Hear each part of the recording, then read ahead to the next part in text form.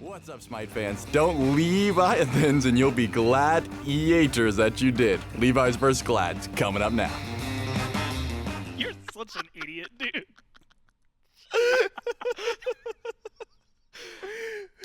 For clarification, I was told coming into this, hey, we've got a coming up next that Trelly did voiceover for, and I've been told there's a really funny joke in it. I didn't say that. Billy said that. But Yeah, me you were nodding along, man. Me and Jordan worked on that for hours. No, yeah? That's what workshopping can get you. Yep. That is damn it, dude. Anyway, Leviathans, Glads, if you didn't get it from that intro, that's what's going to be up next. Of course, it's been a very fun day, very fun week so far. All best of fives, as Trelly has said in his other video, which is going to be 2 every day. We've already done 1. We'll be going into the next one. That is, again, Leviathans and Gladiators. You need a more visual representation. Take a peek, see at the bracket, which for me is always incredibly helpful. Kings just now 3-1'd the Hounds. Leviathans, Gladiators, as mentioned, coming up next. Gladiators got here by 3-1'ing the Ferrymen. The Hounds will find themselves up against the Ferrymen themselves. That'll be tomorrow. Kings will be awaiting the winner of this. Kings guarantee themselves first or second seed from this tournament going in towards Masters. Still behind the Warriors and the Ravens. Whoever wins this next one, Trelly, is also going to guarantee themselves first or second seed out of this tournament and give themselves a little bit of an easier bracket in Masters to have to deal with. And that is what you're playing for. Not only is it important because you just want to get momentum built in a tournament early on, of course, that's number one. But also, does that man effect? Yeah, you also want to have that confidence, and I think that's another big deal. If you're able to, string together some wins, you feel good. That goes into the same sort of thing. So, both of these teams could use a win here. In that case, I think they have high points, of course, but have also been struggling. So, we'll have to see what they're able to do. Well, and if I'm remembering correctly, the Leviathans. Again, that entire division was a little murky in the waters, right? A lot of people, you go past the Warriors and the win-losses weren't looking too great. There was definitely a lot of needing to overcome what was in their way. But more specifically, looking towards their last week, being able to find themselves a win that got them here. Losing technically to the Dragons, but 2-0ing just the day before that. The Gladiators. So if you're going off of very, very, very, very, very recent history, this was a matchup that the Leviathans, I remember the games being a little long, but we're still able to come out on top.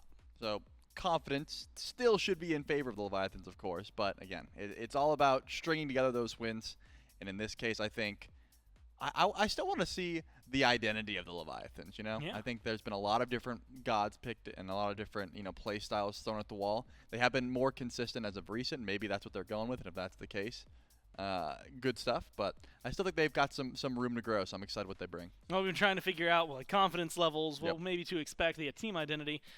Who better than to get a vibe check from the team than from the team itself? We got Fine OK standing by ready for an interview.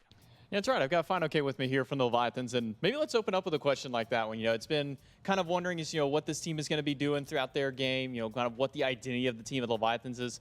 In your opinion, maybe what do you think kind of identifies your team and maybe sets them apart from some of the other squads? Just making horrible mistakes that cost us the game, basically. I don't think a lot of other teams are doing that right now. They're playing more consistent, but we like to kind of lose the games on our own.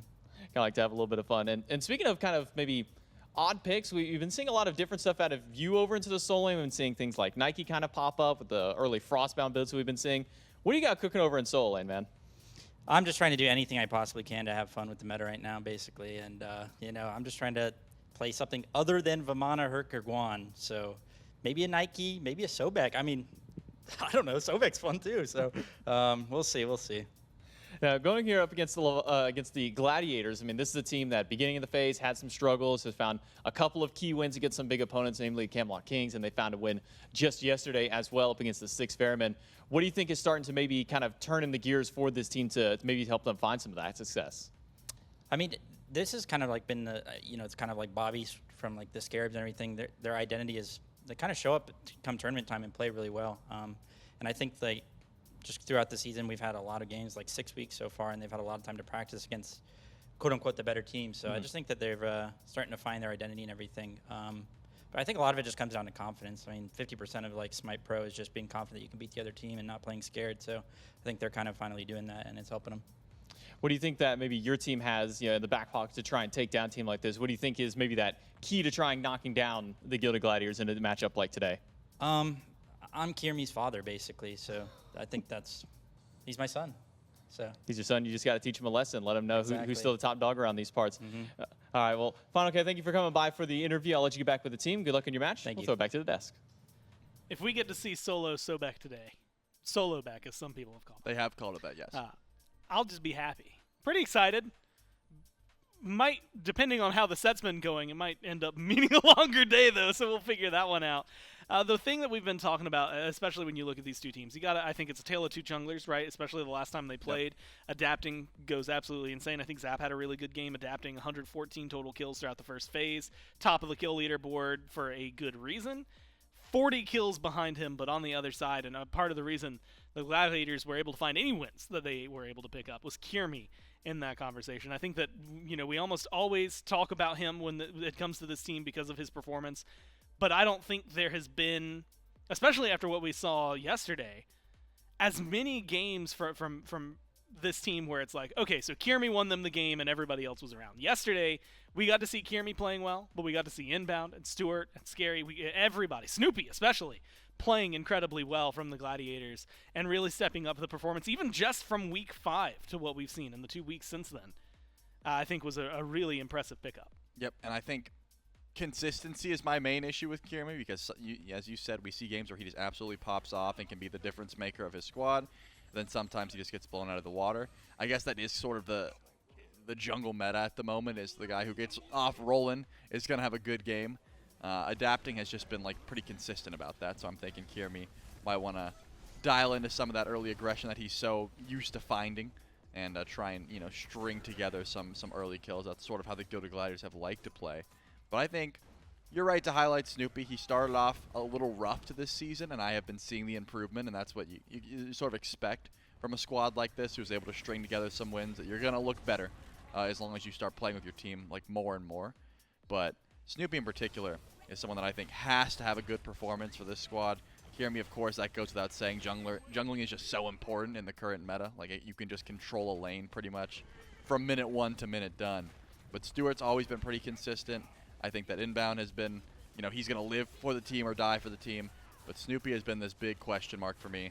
And when he is looking good, the team's on point. But when he's not, they just don't really have a chance. So that's what I want to see. I want to see Snoopy absolutely stepping up here in this matchup. And, of course, Scary D as well. If they're able to play off each other. Wouldn't be surprised if we saw a pretty competitive match between these two. Yeah, yesterday, Gladiators 2 big Baba Yaga games back-to-back for Snoopy. And then immediately resulted in a ban for the rest of the set. So if the Leviathans did their homework, maybe that's something we don't get to see today. Maybe Snoopy gets to lock it in and feel just as confident in their capabilities. It's also been a little bit, again, since the last time we got to see the Leviathans play. Very small shift-ups in a lot of the meta, nerfs that hit a lot of those gods that were big in week 5 and the week before that and the week before that. For some of them, the week before that and the week before that. But that being said, we've still seen a lot of Hachi. Afro's still been around. Marty's still been around. Guan's still been around. A lot of the nerfs that maybe were thrown out have not really latched on hard enough that it's creating a different conversation as heavily in picks and bans outside of some priority order. No, I think that the top meta is still very similar. Maybe these gods have a little bit less impact, but they're still top of the meta for a reason. At the very least, I have liked what we saw last set. Some of these magical supports, some of these healing supports sort of taking the backseat, which I appreciate. It creates more CC, which I think you need in these late-game team fights. If you're just saying, hey, we've got Hell, we've got Afro, we're hoping that our junglers can pick up the slack, it does get a little bit more difficult. So I like that we've been seeing, the Terras, for example, the Ymojas, Ymir. Those are things that are certainly in Wrong You and Inbound's wheelhouse, so I wouldn't be surprised if we saw, more Guardians prioritized in a set like this. But I do think the pressure is still on the Gladiators. We talked about their last matchup, the last time the Leviathans faced the Glads. They looked real good. So I expect and really want to see the Gladiators trying something maybe a little bit different meta-wise, but also something that can get active pre-level 5. I'm talking very early on scrapping. That's the kind of nature I like to see from the Glads, and I would be surprised if we didn't see that pressure. Get Kiermy in there on Yep. something that can carry, but like you said, that can start to carry maybe early on. We saw Fenrir. We've got to surprisingly enough. This absolutely blew my mind. We saw his Cirquette as well. Maybe glance over the Susano game yesterday just because it was a loss, but then you get to go right back to that Cirquette. It feels like, at least when it came down to the Ferryman, maybe less prepared for the Gladiators than what we've seen in the past, especially when you go back towards the last set they played against the Leviathans. Cirquette was getting banned alongside things like the Nox and the Hell. And so if you have to imagine if they're planning some of that up front, they're trying to plan against it here. We'll find out in picks and bans for game number 1 how this team is going to do. Leviathans will be first pick. And Trelly, speak of the devil, and she will appear. There is the Cirquette first banned immediately up front. And so I guess the question I have for you is, do you think the Baba Yaga is worth a top 3 ban, or do you think that Snoopy has to show up and prove that it's worth it today? I mean, at this point, I would, since it's a 5-game set, you could certainly let it go. I don't think it's that big of an issue. If the Leviathan's game plan is, hey, Snoopy looks so bad on everything that's not Baba, that's different, but I don't think that's the case, and because of that, we're not going to see it banned here, at least from the Leviathans. If it just absolutely pops off, then yeah, that could be a game 2, game 3 decision. Yeah. But game 1, usually you stick to the meta and you try and disrupt the flow of the Gilded Gladiators. And since Kiermy likes that Cirquette so much, I have no problem with the way the P's and B's have went so far. Does leave a lot open for the Leviathans. The Marty being taken away, I think, is a smart call. That's something that Zap has liked to go to in the past. But it looks like they're going to play it smart and say, hey, we Fair don't enough. have to ban it because we're able to take it before you. Let's grab the Baba and not let Snoopy get it in his hands. Feels a little refreshing, considering we've seen a plethora of Hachi first picks over the last couple of days. Still a good god, not necessarily, I think, even looking over what Hachi has. I think you want to get Shinto on something that he can perform well on. You want to take Snoopy away from a comfort zone. And it's nice to see, again, that they were doing their homework watching yesterday. H-gods, though, have still been the name of the game. Hercules, Hachi, Hebo, Horus, Hell. All 5 of them have still been incredibly prominent, and at least 2 of those are going to get locked in right here. Hachi and Herc, top 2 for the Gladiators. Good frontline, good carry, not much you can do to complain about. Nope. Herc and Hachi, not going to reveal too much about your draft. Just very strong in their lane. Very safe in that regard. I got no problems with that top 2 either. But now is where you could have some difference. It's going to be the Heimdall and the Umoja Hover. I would like this a lot. The Heimdall matches the safety of the Hachi. And of course, the Umoja has just been such a potent playmaker, just about in anyone's hand, especially given over to wrong you. I mean, if you're ignoring these mage supports, which I don't think the Gladiators will, but in this case the Leviathans are, the Umoja just brings so much to the table. Merlin is a pick that Snoopy has liked to go to in the past, and with Baba being gone, at least he's on something he's comfortable on. Gives him that opportunity, like you said. And also, given what we just saw, we know if it comes down to defenses, Merlin does a hell of a job. Oh, yeah. So we'll see. Hopefully for the Gladiators and Gladiators fans out there, probably won't find yourself in that position or don't want to find yourself in that position. Fenrir gets banned out, which has me wondering where the Gladiators are going to go. A lot of jungle bans, I presume, in this next wave. Again, adapting kill leader throughout the first 5 weeks of Phase 1, everything leading into playoffs here. And even though the KDA maybe doesn't get to match that, and when you start looking towards that, you see Wow. definitely a shakeup for it.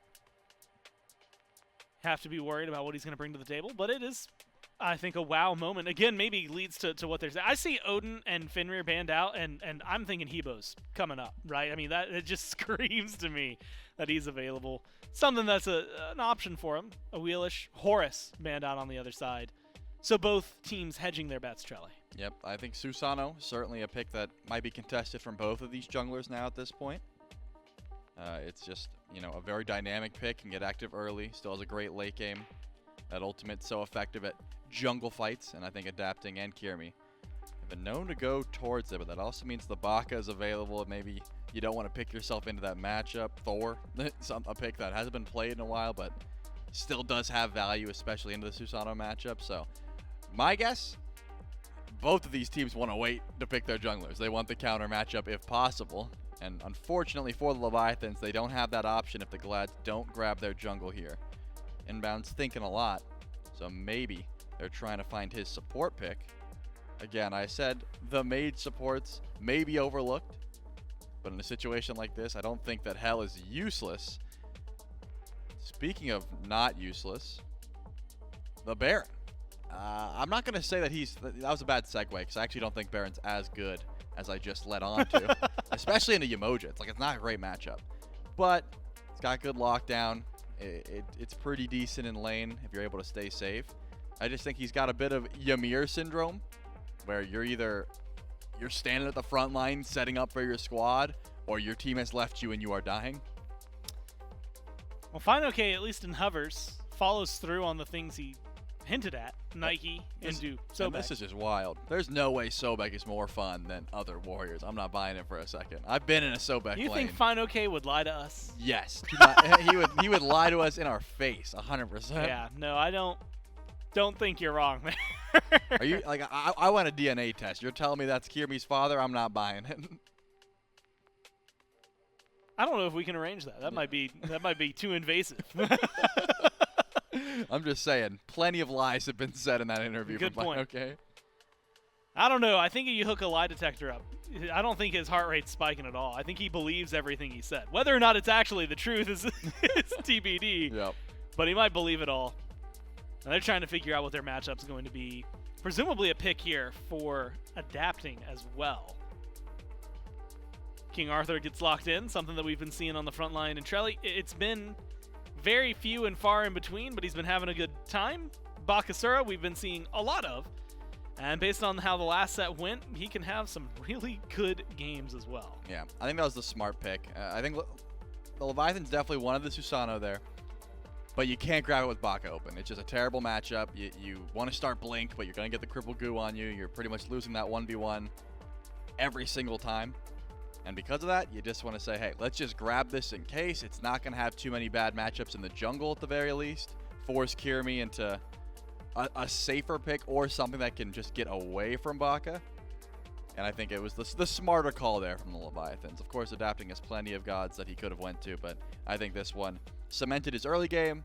He still has good team fight. He still has good 1v1. That's sort of what they're looking towards here. All in all, I see the single target damage from the Heimdall and the Bakasura. All the while the Hunbats gets locked in. They've got plenty of beads burned too. I mean, the Hercules, the Baron will do that job for you, and the Hunbats can come in after. The issue, of course, is that this is not that early level aggression I was talking about for the Glads. Hunbats, you know, he's not taking too many scraps with Bakasura early on. Level 5 maybe, but you're one to sit back and farm a bit if you're picking the Hunbats. That might be something we're gonna have to watch. I mean, do you think the Bakasura? It's really, we know that Kirmi might be able to get it like slightly hands-on, but is more or less going to be farming. Is Baka going to punish him for that? Is he going to be active enough that you feel regret because of the Hunbats? Or is it just going to be a similar style pace? It depends on how aggressive adapting wants to play. You certainly can follow the Hunbats around and just bully him. You don't even need beads. If you time your regurgitate, you're going to be able to get away from that Fear No Evil and still try and chase down the Hunbats. So it could be oppressive. But if the Leviathans see their late game like I see it, I mean, Baba's only going to get better. Heimdall, of course, only going to get better. They might just say, hey, we're just going to out-farm you. We're going to outpace you, and then we're going to play objectives. Make you group up a River's Rebuke, and then just win the team fight that way. That is certainly a possibility. Trying to force this immobile composition, the Hercules, the Baron, they're not going to be able to get out of that ult very easily unless they have the Phantom Shell. So maybe just some pressure there from the Leviathans. Pressure. Honestly, it always shows up, it feels like, for the Leviathans. And specifically, wrong you playing Yemoja. You had mentioned that earlier. One that goes really well. Baron, you had said, in the best matchup there. And that's kind of the big, I guess, team fight point here. I look at Yemoja, I look at King Arthur, it feels really solid. I look at the Hercules, I'm really happy with that. Does Baron fit into this composition that well now that you can see all 5 of it? I mean, you mentioned the beads burn. Is that enough to warrant him over, I mean, all of the other picks that could have been there? I'm not going to say that Baron was the best option, but I like it more than the Afro or the Hell because, again, it's got the CC, and it wants to get in your face. It wants to get aggressive. Those other picks don't. They sit back and they farm. Bobby has never been that player. He's the one that goes to Herc support if he can, right? He wants the W key set up for his team or die trying. Baron can do that a lot easier than some of the other top meta supports, despite the fact, dude, is that true? 6% for Aphrodite? I think that was A bit of a stretch. that was a bit of a stretch. Okay, You want me so to, I'll find it for you. Well, real fast. point is, I can't call it top meta if it's that low of a win rate. Either way, everyone's picking the Afro, and in this case, I think the Baron provides more of what the Gladiators would want. So it was 48 for all of phase 1. But then when you get to like this event specifically, that tanks pretty hard to 17. So Afro, yeah, well, I mean, she's not even in this game. We don't have to worry about it. She's not here. She's not here for a reason. It's game 1. It's Leviathans. It's Gladiators. It's JMac, and it's Mifflin. Thank you so much, Gore and Trelly on the desk. Game number 1 between the Leviathans and the Gladiators in this best of 5 of the playoffs kicks off now. This is the Leviathans' first showing here in the playoff tournaments. J-Mac, Miff, and Doug here in the action for game number 1. And I think I'll open it up kind of with maybe some more of the discussion around the Baron Somebody pick, as we do get a little bit of a poll from Twitch chat. 58% in favor of the Leviathans, closer to that 60-40 mark for these talks. But how do you kind of feel about the Baron right now? Because we haven't been seeing a lot of success out of the Hell support, the Afro support either. Feels like Nox has completely fallen out of favor, at least at the time. What are your thoughts on Baron? I had said, blanket statement, that I do not like mage supports. I'm just not a fan of them. Baron Somdi, I'll echo the sentiment that Trelly expresses. Better than Afro and Yamoja, or no, definitely not better than Yamoja. Oh my god, I can't believe that came out of my mouth. Better than Afro and Hell, but maybe not better than some of the other Guardian selections that were still available. Does have a good deal of in-combat healing, will at least have non-committal initiation in that you can just go into the life of the party and pray someone's there and nearby, and you can pull them forward.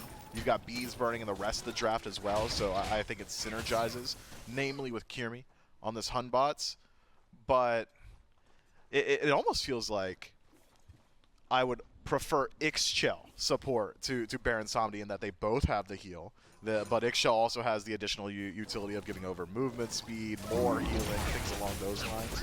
We'll see how it pans out. It certainly is in the aggressive column, which I think Trelly is right to call out as well within the wheelhouse of inbound.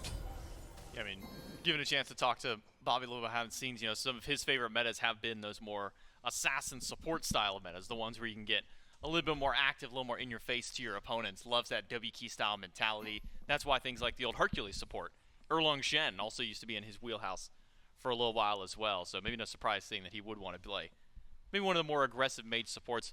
And I wonder if that damage reduction that did come to Nox with this nerf in the 10.5 bonus, I wonder if that's the reason why we're seeing less for her. Dropped from, if I'm not mistaken, 40% to 30% on the damage dealing reduction. I personally wouldn't think that that would be enough, but maybe that 10% is just that valuable. Could be. Nox felt like it was only like maybe half the league that was going towards her consistently in the first place, so one nerf might just be enough. I'm of the mind that Nox is still pretty good, but we haven't seen it at the competitive level just yet.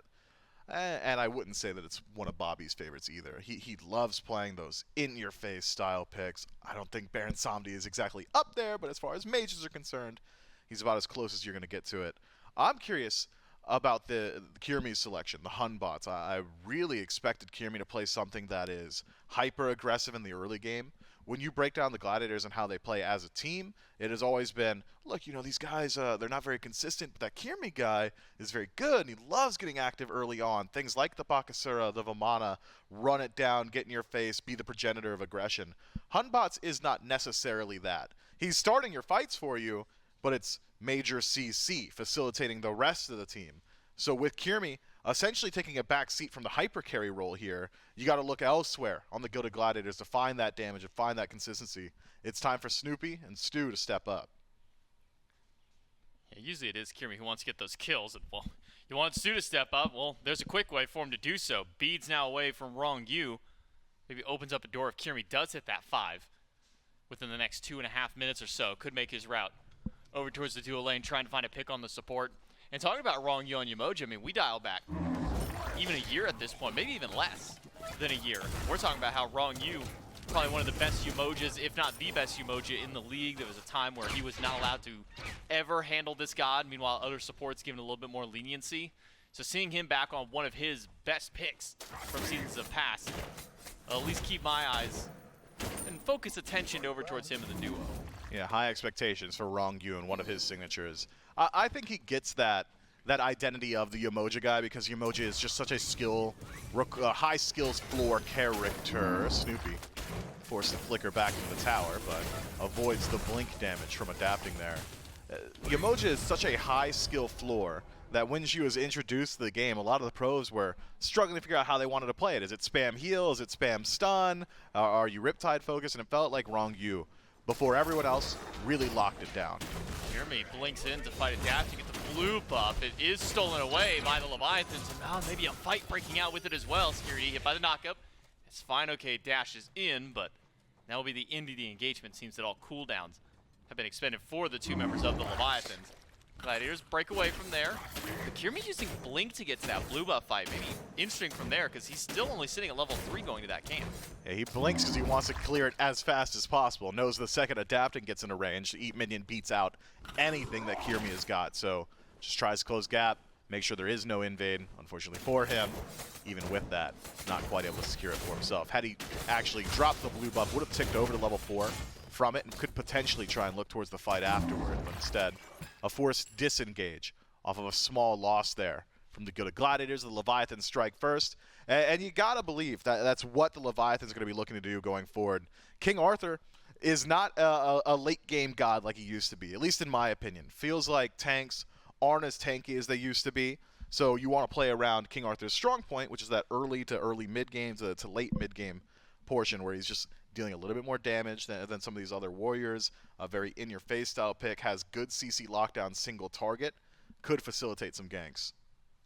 And right before we did pull in from the pause there on screen, did notice that Kiermy has now ticked over to that level 5. Beads were still about 45 or so seconds on Rong Yu, but maybe with how far away Kiermy was, might be out of the question for him to make a full rotation over there in time for those beads to try and get a pick onto Rong Yu as a possibility. But if you are Kiermy in this case and you're looking at the field ahead of you, seeing what options are available, who would even be maybe the best target to try and go for some of these early Fear No Evils? I'm going to open myself up to some criticism here, J-Mag. I think Hunbots, and Thor finds himself in this category as well, just has good ganks on everybody. Fear No Evil is just that good of an ability. If you connect it and there are no beads, there's no counterplay. You're feared for however long, and if you're next to a wall, you're feared for the entire duration. Even tanks get shredded in that time. So Hunbots is more than anyone else an opportunistic god. If someone's out of position, Hunbots is going to punish you for it. It's very dissimilar to like gods that really are restricted in where they're allowed to get involved. Like when you have a Nemesis, you don't really want to deal with these like very safe picks because you can slow them down, but then they float away or something like that. Hunbots doesn't really struggle with that. So maybe go over to dual lane, go to mid. Solo, maybe just wherever Kiermy's feeling like getting some pressure, and I think maybe that then opens up the question of where is that pressure best allocated towards? You said maybe getting over to a dual lane, getting Stewart a little bit more involved, maybe coming over to the mid lane, try and get something going for Snoopy as well. So we'll see where Kiermy tries to put some of that threat as we jump right back into the game here between the Leviathans and the Gladiators.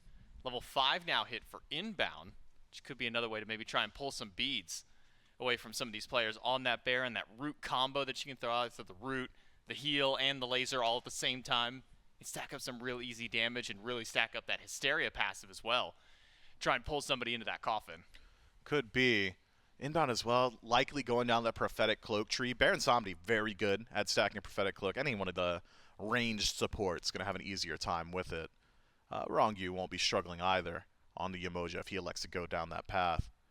I'm keeping my eyes on adapting. Already about an entire level lead on Kiermy, and having finished the Golden Blade, a much faster build. Seems like it's Transcendence for Kiermy in first slot. It's going to be a while until he finds the full value of that item. Need 50 stacks, whereas adapting already has some movement speed stacked up, one of the fastest jungle clears in the game, and you can see him trying to leverage it immediately. I imagine we see adapting on the Gilded Gladiator side of the map pretty consistently, just trying his best to fish out any farm that he can. Unfortunately for adapting, doesn't peek into that red buff, which I believe is still available there. Slight missed opportunity.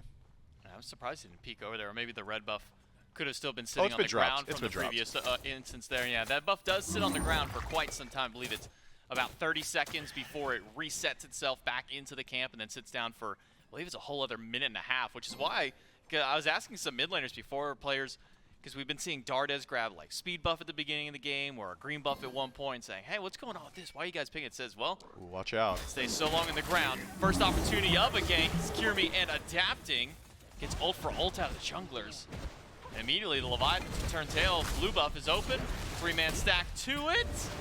Not stolen away by Scary D. Uses his mobility to escape, but 3 surrounding him, stun off the mark. Final K lands his stun. Scary D, no mana, nowhere to go. And Wrong, you try to body block through. One more shot, and Final K's got it. It's first blood for the Leviathans. Man, Scary D's pathing there. I think he could have just gotten to that tower a little bit sooner. Not certain why he decides to go all the way through that neutral camp. Leaves himself exposed for the Leviathans to rotate through, and they could have stayed in that tower for a good long while. Driving Strike not available, so Scary D no peel for himself. Get used to seeing that interaction, JMac, that jungler interaction of adapting, dropping the Regurgitate, and Kirmi responding with Fear No Evil. That's a trade that adapting should be willing to make just about every single time, until there is actual threat of a turnaround fight. If Kirmi has ability to threaten adapting, you'll be a bit more careful of it, but throughout this stage of the game, where it's just a self-peel tool, you just lose out on one of the best team fight tools on the side of the Gilded Gladiators, and adapting gets an easy trade. Yeah, especially with how fast Kirmi is on the reaction through. It actually looked like adapting immune to at least a little bit of it with his ultimate to keep himself active during that fight. But I mean, the response time for the Leviathans, I think, is something to highlight there. Is as soon as that ultimate was taken away from Kirmi, as soon as they saw Fear No Evil's down, Kirmi doesn't want to fight. It was an immediate beeline by the Leviathans to that blue buff. Say, we got the last time. We're going right back to it. Unfortunately for Scary D, a little out of position trying to secure his own buff, throws the boulder a little bit late, and expends the rest of his mana just to try and survive during that initial onslaught afterwards, and then first blood over to Leviathan. So they take the first kill of the game to start things out, and giving it over to Final K, a player who can run away with games, especially on a pick like King Arthur. It's one that he's gone to many times in the past when he wants to have maybe that carry style of solo. And a trend is starting to develop in this match as well. That is the second attempted blue buff invade, successful for the Leviathans, now a kill, also in the Soul Laners column. So King Arthur should be able to hold his own in lane. I wonder now if the Leviathans decide, do we all in on this? Do we keep facilitating Final K? Or is it time to rotate over towards that dual lane and get them involved, have Zapman get facilitated a bit? I could trust King Arthur with a lead like this, or not even King Arthur. I could trust Final K, Alec Fonzo, with a lead like this to be able to hold his own. Scary D now has to dig himself out of this hole. Yeah, it's going to be a tough one for Scary D. And we've seen, at least for Scary D's God pool, kind of develop over the course of this phase from the qualifiers, playing things more like the Assassins in solo, these more hyper carry style of hard damage dealers. Then the meta and him in general have had to adapt to a way that the new play style has gone through, sticking a little bit more towards the norm, towards the meta. Because, I mean, even talking with him during that qualifier, right after his team did come through, I asked him, I said, man, what's up with you playing these hyper carries? What's up with you playing these Kamazot style of games over there? He said, yeah, playing the tanks is just kind of boring. I'm having fun dealing all this damage, but he's had to jump himself a little bit more in towards the meta. We do need to take ourselves a quick little break while we sort out some of our tech issues, and we'll be back, hopefully, in just a few moments. Never gonna tell you that will probably impel you. If you know everything about it, you are not gonna like it. The 2 words that you got it, and 2 minutes later we didn't know we had started a mind that could speak to another. The sign to constantly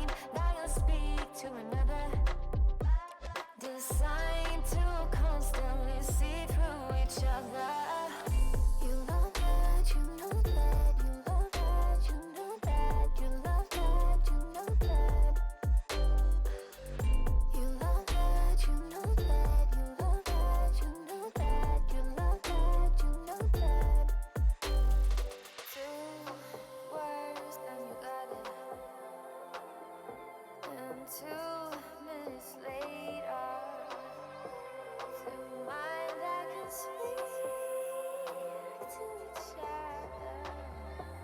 I don't know where we started. 2 minutes later, the mind that can speak to each other. To each other. That you love that, you know that. You love that, you know that. You love that, you know that. You love that, you know that. Is your healing? Is your healing? Your healing. Is your healing? Is your healing? Your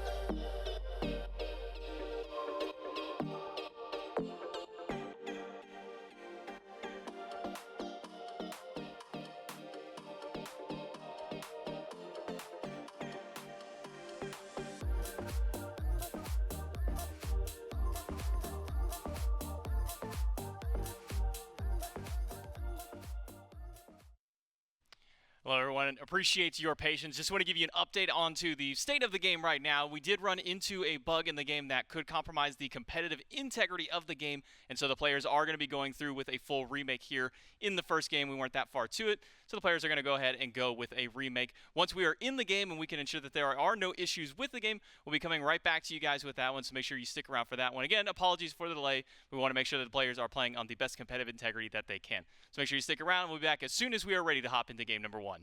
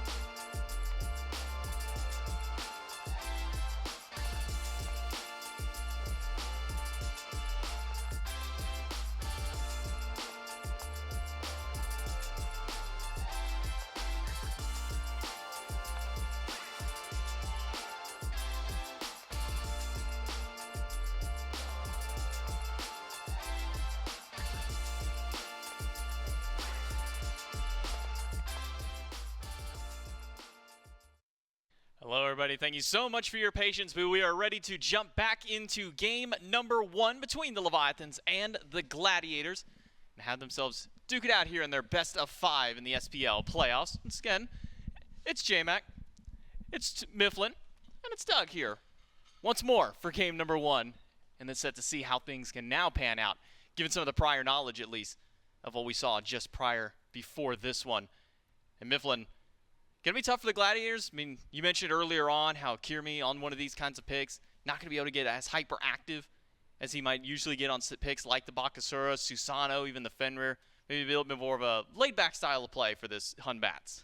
I think so, but now with some knowledge needs to get active on the right-hand side of the map. I imagine the Leviathans continue their play style, facilitating Final K through the soul lane, so Kirmi better be prepared to prevent some of those invades. Otherwise, yes, it's going to take a little while for Hun bots as opposed to maybe the bread and butter of Kirmi's God Pool.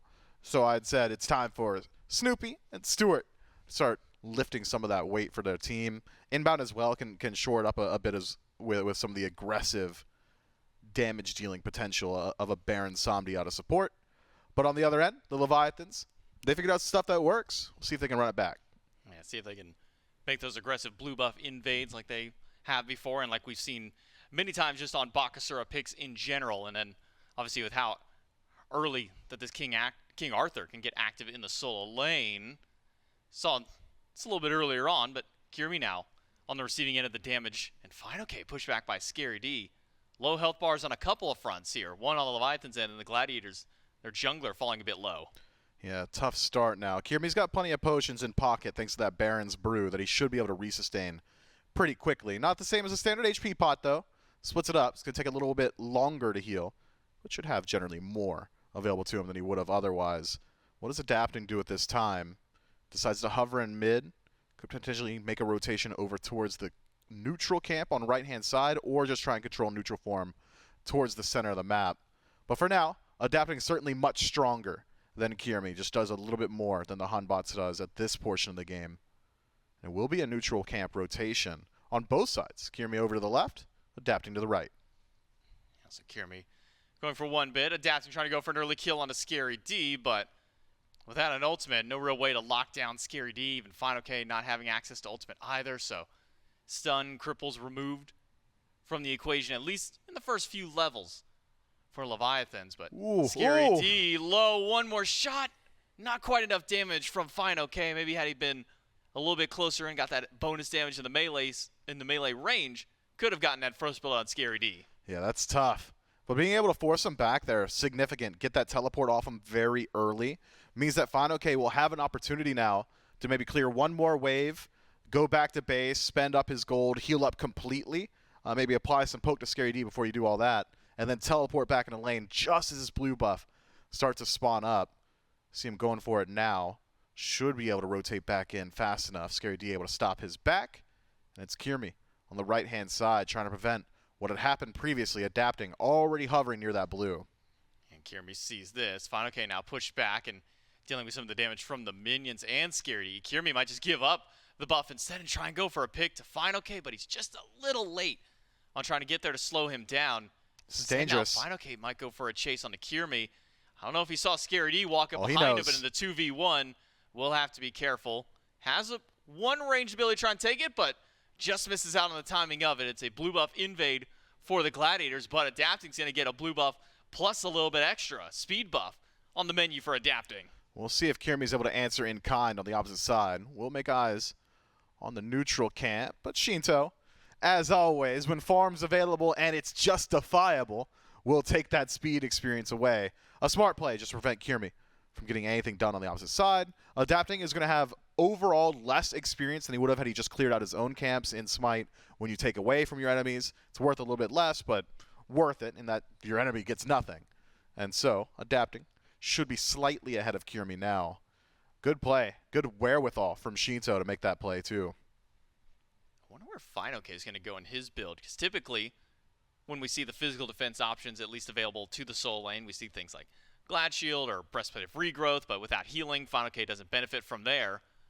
Maybe Adapting can benefit from a level 5 gank onto Yikes. Kirmi. Jump right on top of him, throws out the ultimate, and should be a first blood, unless Inbound has something to say about it. Roots him in place, and maybe now a turnaround. Snoopy's on the way, but wrong you there with the bailout of Riptide to get Adapting out. Man, I loved that play from Adapting too. Holds on to the leap for as long as possible. Tries to force the defensive leap from Kirmi by popping his own wing shard. Kirmi eventually does so, but fortunately for him, Inbound on the way back from base, able to meet up and keep him alive. That was narrow margins. Maybe one more auto attack all Adapting would have needed to secure that kill. And that's the difference maker, and that's something Adapting has always been good at, just finding these small opportunities. Zapman getting pulled back through. Will take the double stun from both Stu and Inbound and use the beads after the second one goes through before he tries to make his escape. Inbound gets the root but misses the laser. Ultimate from Stu's not enough, and the banner just short of hitting Zapman through. The DR that came from all of that CC prior may have been the one bailout for Zap. I wonder why does Adapting let that all happen, or not Adapting, excuse me, Zapman let that all happen? Had he just ulted defensively off rip, you release, maintain your beads instead. Allows that chain CC combo, realizes maybe too late how much damage is headed his way after the EI Jutsu from Stewart. Forced to use the beads and then the ultimate. That is a lot of lost safety for potentially the safest hunter in the game. Time now for the Gilded Gladiators and Kirmi to make that rotation. Hunbots, very good at dealing with gods without their ultimate and their beads, and Zapman finds himself without both. That looked like a pretty decent distance on his Bifrost as well, so could be a big opening for Kirmi. Should he make his way over, but at the moment, wants to deal with the speed buff that got stolen away by Adapting prior. Make sure he can get that experience. FineOK gonna do solo lane things with King Arthur, picks up Scary D into the sky with the ultimate, and will continue to poke him out with some of these abilities. It's actually Sovereignty in first slot for FineOK, something we saw a little bit when King Arthur came back to meta, get a lot of HP 5 to his name. Something we just haven't seen in a while. Yeah, FineOK has been very vocal recently about saying how he feels like a support, and I think maybe leaning into it now with that Sovereignty in first slot. It's a good deal of survivability. You're double dipping on defense against your lane opponent and the jungler Inbound. No man's land. This is tough. Inbound stuck inside the wall, but now with Kirmi on the way, a fast Bifrost out by Zapman will bail him out of danger. Still 60 seconds though on the beads for Zap. Could be an opportunity for Kirmi, but he'll give up on his shot over on the left side of the map. Inbound does get a heal up against Wrong You, so that will get him a little bit more HP from that engagement. And maybe the only reason that Inbound doesn't die there is that rotation from Kirmi, that threat of the Hunbats. It's two-pronged, right? Zapman concerned about initiating due to the fact that Kirmi is showing up nearby, appears on that ward, but also you just don't want to play all that aggressive when you don't have beads in general, right? And have to hold on to your ultimate, likely to use defensively. If Zapman has both available there, likely that he commits for the kill. Seemed like Wrong You really wanted to get aggressive, but instead, it's a reset back to neutral as we crest that 7-minute mark. FineOK picks up Scary D. Adapting's here. Adapting does drop down the ultimate. A couple more autos will do it, but he's just a little too slow to do so. Unable to lock down Scary D again. Scary D will just barely be able to walk away through only about 200 HP or less at that point to his name. That physical defense paying off in dividends for him, keeping himself just tanky enough to deal with both Fino and Adapting. Tanky and fast, right? Pop the heal, get a little bit of additional movement speed. Scary D able to leverage that to escape not only Adapting's passive, which gives him additional movement speed, but also that wing shard pop, making him a bit faster as well. Clearly the Hercules hyper mobile already, and going even further down the defensive tree becomes even more difficult for Adapting to get involved on that side of the map. Once you're 2 items deep into a build like this in the soul lane, I think it's time to cut losses on ganks, and that goes for both of them. FineOK as well, going down that round shield tree. They're going to be very tanky, these soul laners, at least against the physicals. And it's unlikely that Snoopy or Shinto will be making that rotation anytime soon, barring maybe a fight around a blue buff. So I'd like to see both Adapting and Kirmi get a bit more involved either towards mid or duo soon. FineOK and Scary D, they'll have their scraps over on the solo lane. Scary D's abilities will hit maybe a little bit harder than FineOK's, but Fino will just have more abilities to use to try and match that damage output. So I wonder where Adapting goes beyond here. Ganks on a Scary D aren't working anymore. He's a little too tanky.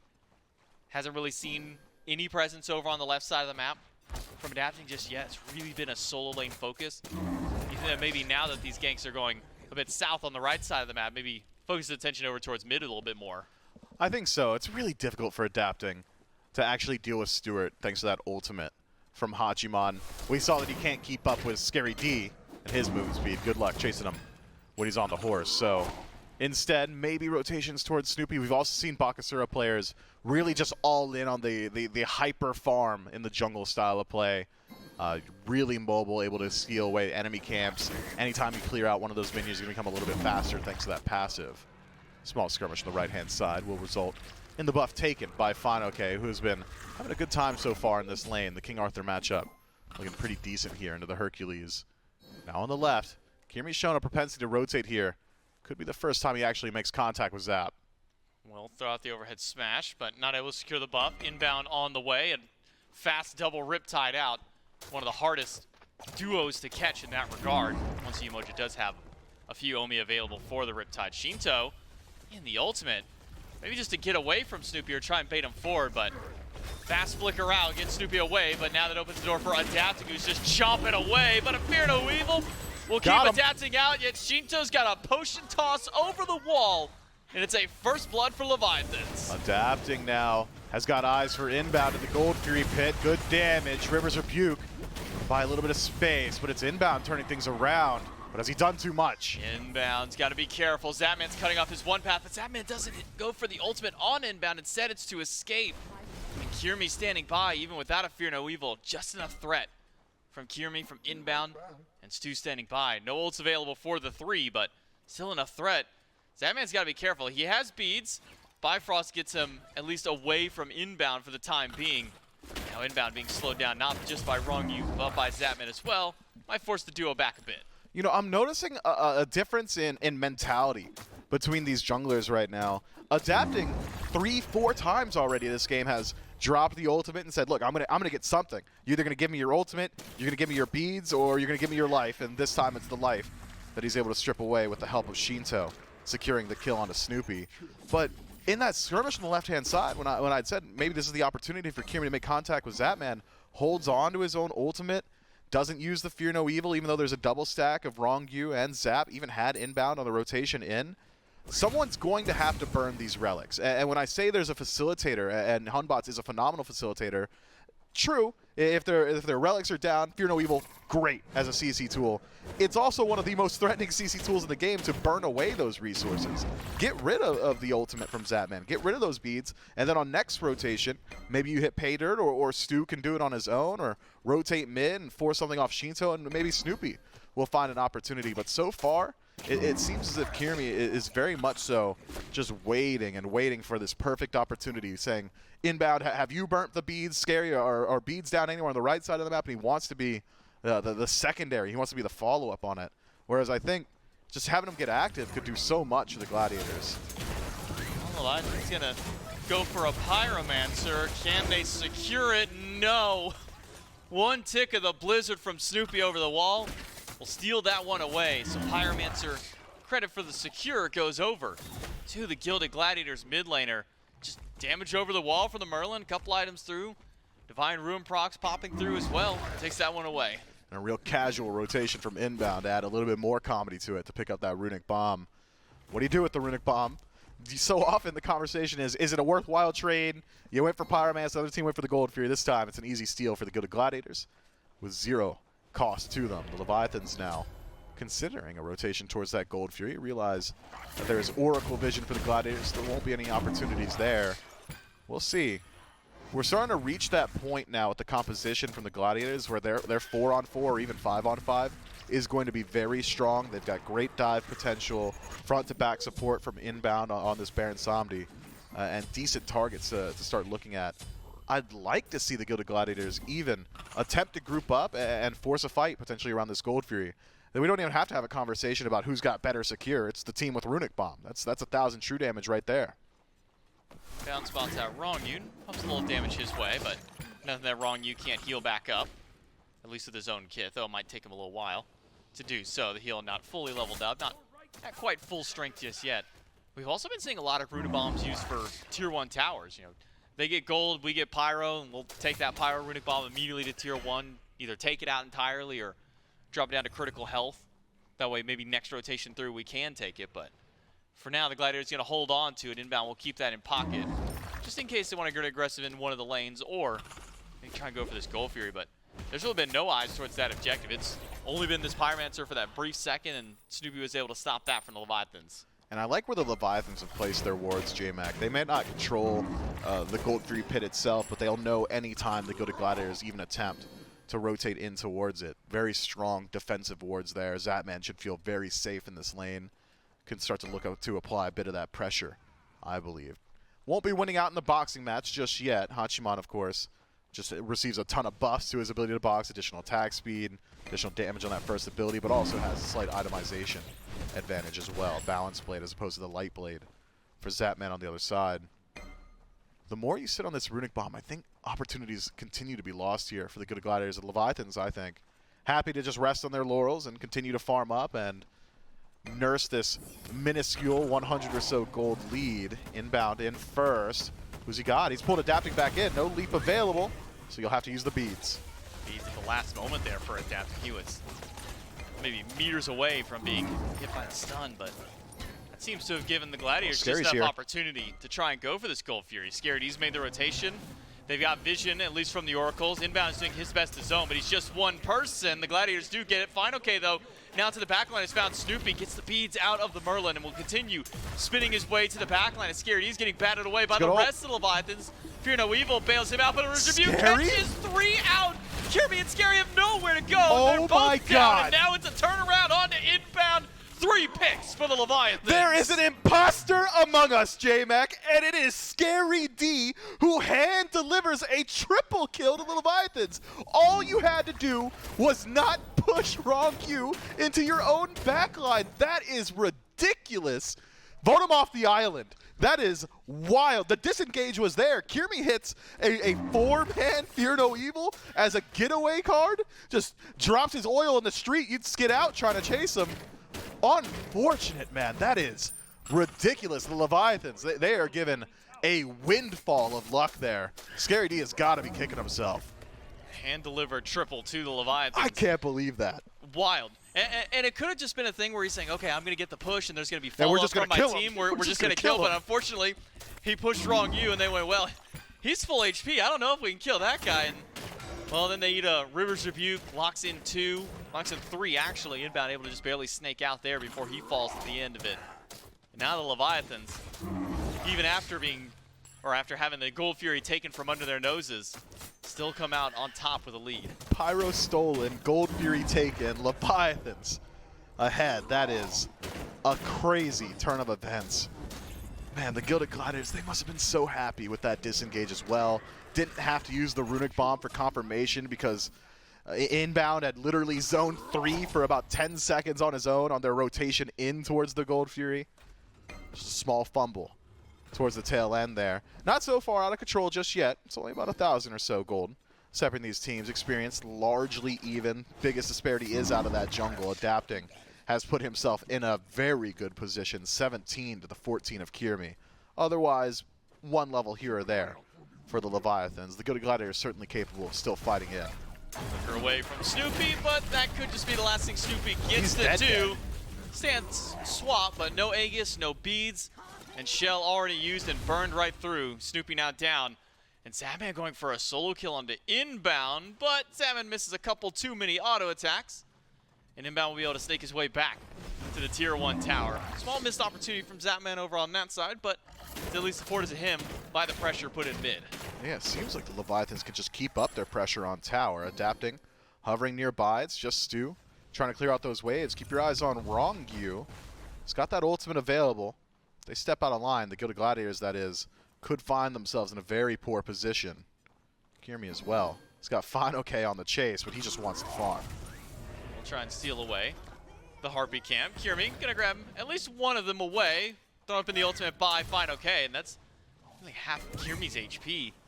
Held on to the bead, still has his blink and his ultimate as well, so we'll be fine for the next engagement. It never feels good when the Soul Laner's just standing at your back camp between 2 of you taking your farm away.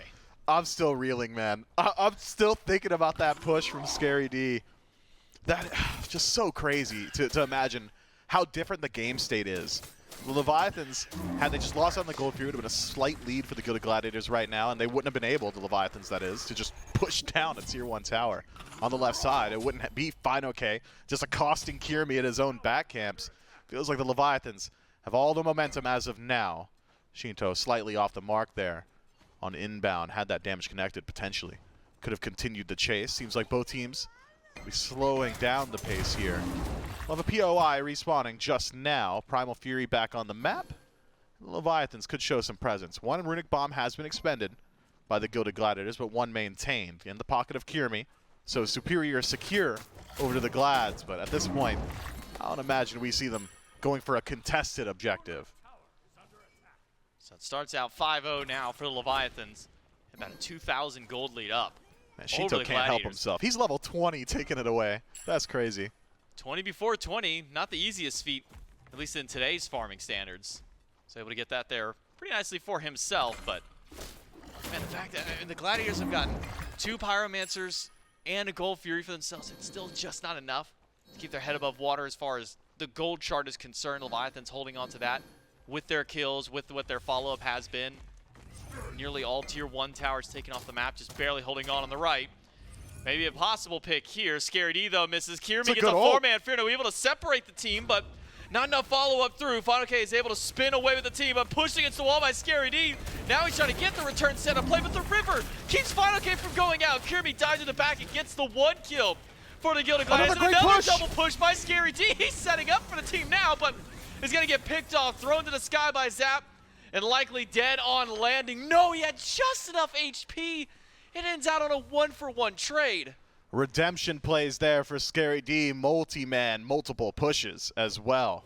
The Gilded Gladiators needed that opportunity, forcing back the Leviathans who were getting aggressive around that Primal Fury. I think just looking for a bit of poke there, but weren't quite able to connect with those priority targets. We'll see if adapting can doctor the situation. Diving in, but he's taking too much damage from Stu. He dives in. Stu might even find the 2v2. That's a double. Yes, sir. For Stu. Gilded Gladiators right back in it with a big play from Stu. Can they get to back base in time? Yes, they can. The potion a little too slow from Shinto. Stu just did not miss a single auto attack there. That's what I've been talking about with Hachiman's ability to just box. That first ability, the buff that it has received, his damage output is just crazy at this point. And it even stacks up a bit that with that additional damage from Odysseus Bow, just charging between the two of them. Gilded Gladiators, one opportunity is all it takes.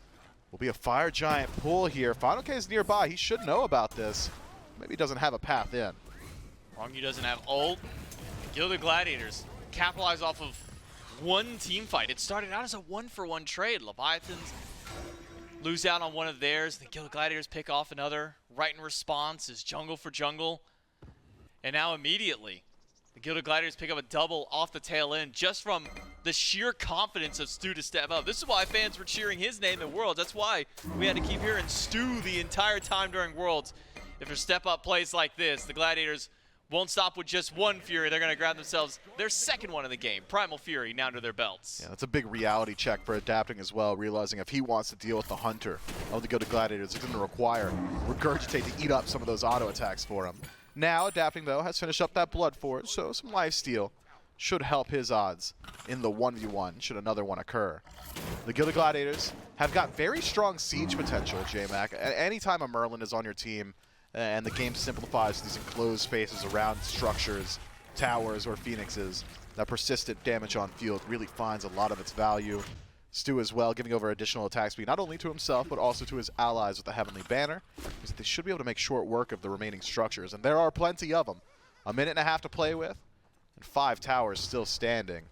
Seems like it's going to be a swath across the map, starting on right, over towards left for the Gilded Gladiators, but the Leviathans won't be grouping up for a defense. We see this so often from the Camelot Kings and the Leviathans.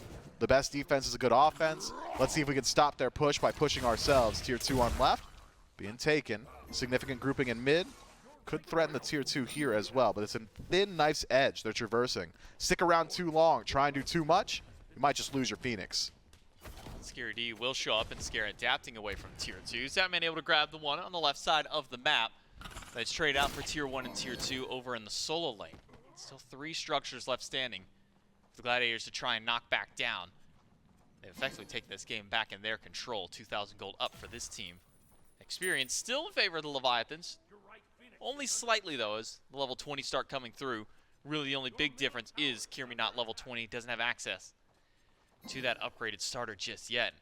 Kirmi's so far away from the team, it's going to take him at least another solid 10 seconds before he's back up with, but Leviathan's not one to pull the trigger on this potential one-man advantage that they have. Instead, it's a slow play by the Gladiators at Tier 2. Yeah, I think the Leviathans are going to play the poke game until Fear No Evil goes down. Once Fear No Evil has been dropped, that's your all-in. If you've survived it, go ahead, start chasing out the Gilded Gladiators. But we saw what had happened previously when they decided to chase into the Gladiators with it still available. I believe it was a 4-man ultimate from Kirmi twice so far this game. Has really picked up his pace in the back half. Gilded Gladiators won't continue their siege, though. I thought they had enough time, especially with Runic Bomb in pocket. They could have threatened that Tier 2, but a lot of respect to the Leviathans. The Gladiators will reset themselves. They have not done enough, I think, to just feel like they are advantaged to pull the Fire Giant. A little bit of gold here or there. Kirmi finally taking over to level 20. Will get that Protector of the Jungle for himself. But it's not a, hey, we're so far ahead, let's force a fight on the Fire Giant. It's, okay, we got a slight lead, let's see what we can do with it. Gladiators now with their Fire Giant buff gone. We'll wait until that one respawns. And the game is even as it is, with the map state standing as is, unlikely the Gladiators find a Fire Giant without at least a couple of picks to their name. Wrong use that, man. They'll step forward. Wrong you caught out and pokes by inbound a little bit. Still trying to get the rest of those prophetic stacks up. Actually skipped his second item in leveling it up. Instead gone for the Heart Ward, Emperor's Armor, upgrades his starter as well. I wonder what was maybe under his mind as an option there. Gotta imagine maybe something like Spectral and seeing Adapting didn't go any crit could have maybe stopped his build there. At least to me, that's the only thing that immediately makes sense. Could be that. Speaking of itemization, J-Mac, I'm looking at anti-heal from the Leviathans, and fortunately for them, they finally get a bit of it. Shinto, Divine Ruin to close out that build. Otherwise, just about none for them. It's been a lot of healing, a lot of damage into FidoK. You cannot move. The door is stuck. I mean, that is every bit of CC and every effective ultimate, barring Stu, from the Gilded Gladiators. But removing the tank and front line from the Leviathans might be just enough. 2 bombs in pocket. Wrong use stepping up. It's time to pull the fire. Zap and Shinto right behind. Fire Giant still not pulled by the Gladiators. They've only got another 30 seconds till FidoK can teleport right back into the fight. Kirmi. What hit him? What just Gotta be Shinto. what if Shinto, which of Shinto's 2 abilities did he throw out to smack him there? Maybe it was one of those potions. Those things hit hard, especially the fact he's already 5 full items of damage. Got to mention the fact that he has fully stacked up his Prophetic Cloak, that he went in that 3rd damage item slot. So not hitting as hard as most mages would with a full build, but still hitting very hard on the Baba Yaga. Surprised to see that from the Gilded Gladiators. If you're still not confident in your ability to do the Fire Giant, you could have at least potentially pushed that Tier 2 tower with the 45-second window that FidoK was off the map. Instead, it's a reset, able to grab that Primal Fury on the left, but with no threat on right. FidoK gets to hold on to his teleport. So, the Gilded Gladiators, if they want another opportunity like that, they'll have to do it all over again. Those ultimates are coming back up, though. Fortunate for them, CDR stacks for Kirmi and inbound a bit should help out. The Gilded Gladiators, 5 strong once more. Gold lead about 1,000 higher than it was previously on the last Fire Giant dance. Could look to force out a fight once more. FidoK has learned a valuable lesson, though, and that is he is not able to tank all 5 members of the Gilded Gladiators. He can do 3. He might even be able to do 4, but not all 5. No, it's too much damage as a combo from the Gladiators. Now Leviathans stepping forward, and even with all the defense inbound has, you can see how much that Shinto's able to slowly whittle away from him. Fire Giant starting, wrong use here, adapting on the flank. Oh, Zap. Look at how far Zapman Bifrost back over. That's going to be a hefty cooldown for him. He might not need it right now. Shinto's ultimate forced out, inbound down to half HP. Gets a heal for his team, and Shinto forced the beats and ages early in the fight. A Fear No Evil collapsed by Kirmi is not going to be enough. He needs more damage, and he doesn't have it. Shinto lives for The another, but the shields! wrong use shield comes through. Scary D can't get the job done either. Shinto lives through with 2 kills for the Leviathans. Man, Zapman makes the hard decision to Bifrost all the way across the map, and it pays off. His damage output enough to stop Kirmi and Scary D in that back line. My heart goes out to Kirmi. nearly has the damage to finish off Shinto, forced to take that DPS race. The leap goes off, he dies, and unfortunately for Kirmi in the game of chicken, he has lost.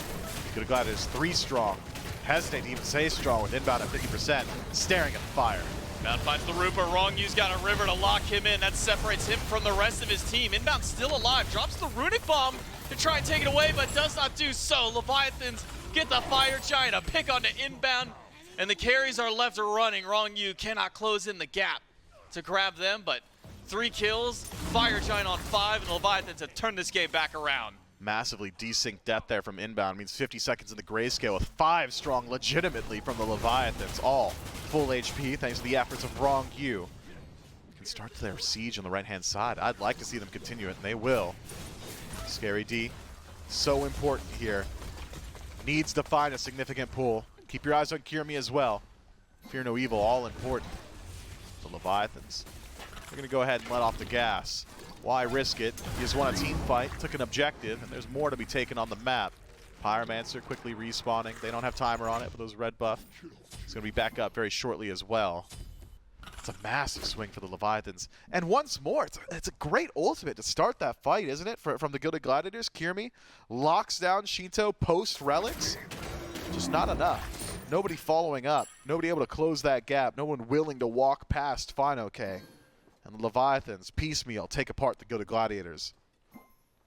This game started out as a 5-0 lead for Leviathans. Well, it's not quite the same now, but it's still a 5-kill lead for the team. The Gilded Gladiators, they were able to make their comeback just off of a few picks. A bad fight around the Gold Fury from the Leviathans. Now Levi's have firmly put this game back in their control, at least as far as Fire Giant to no Fire Giant is concerned, but map state is even aside from one tier 2 tower. No Phoenix is knocked down. Leviathan's effectively nullifying anything.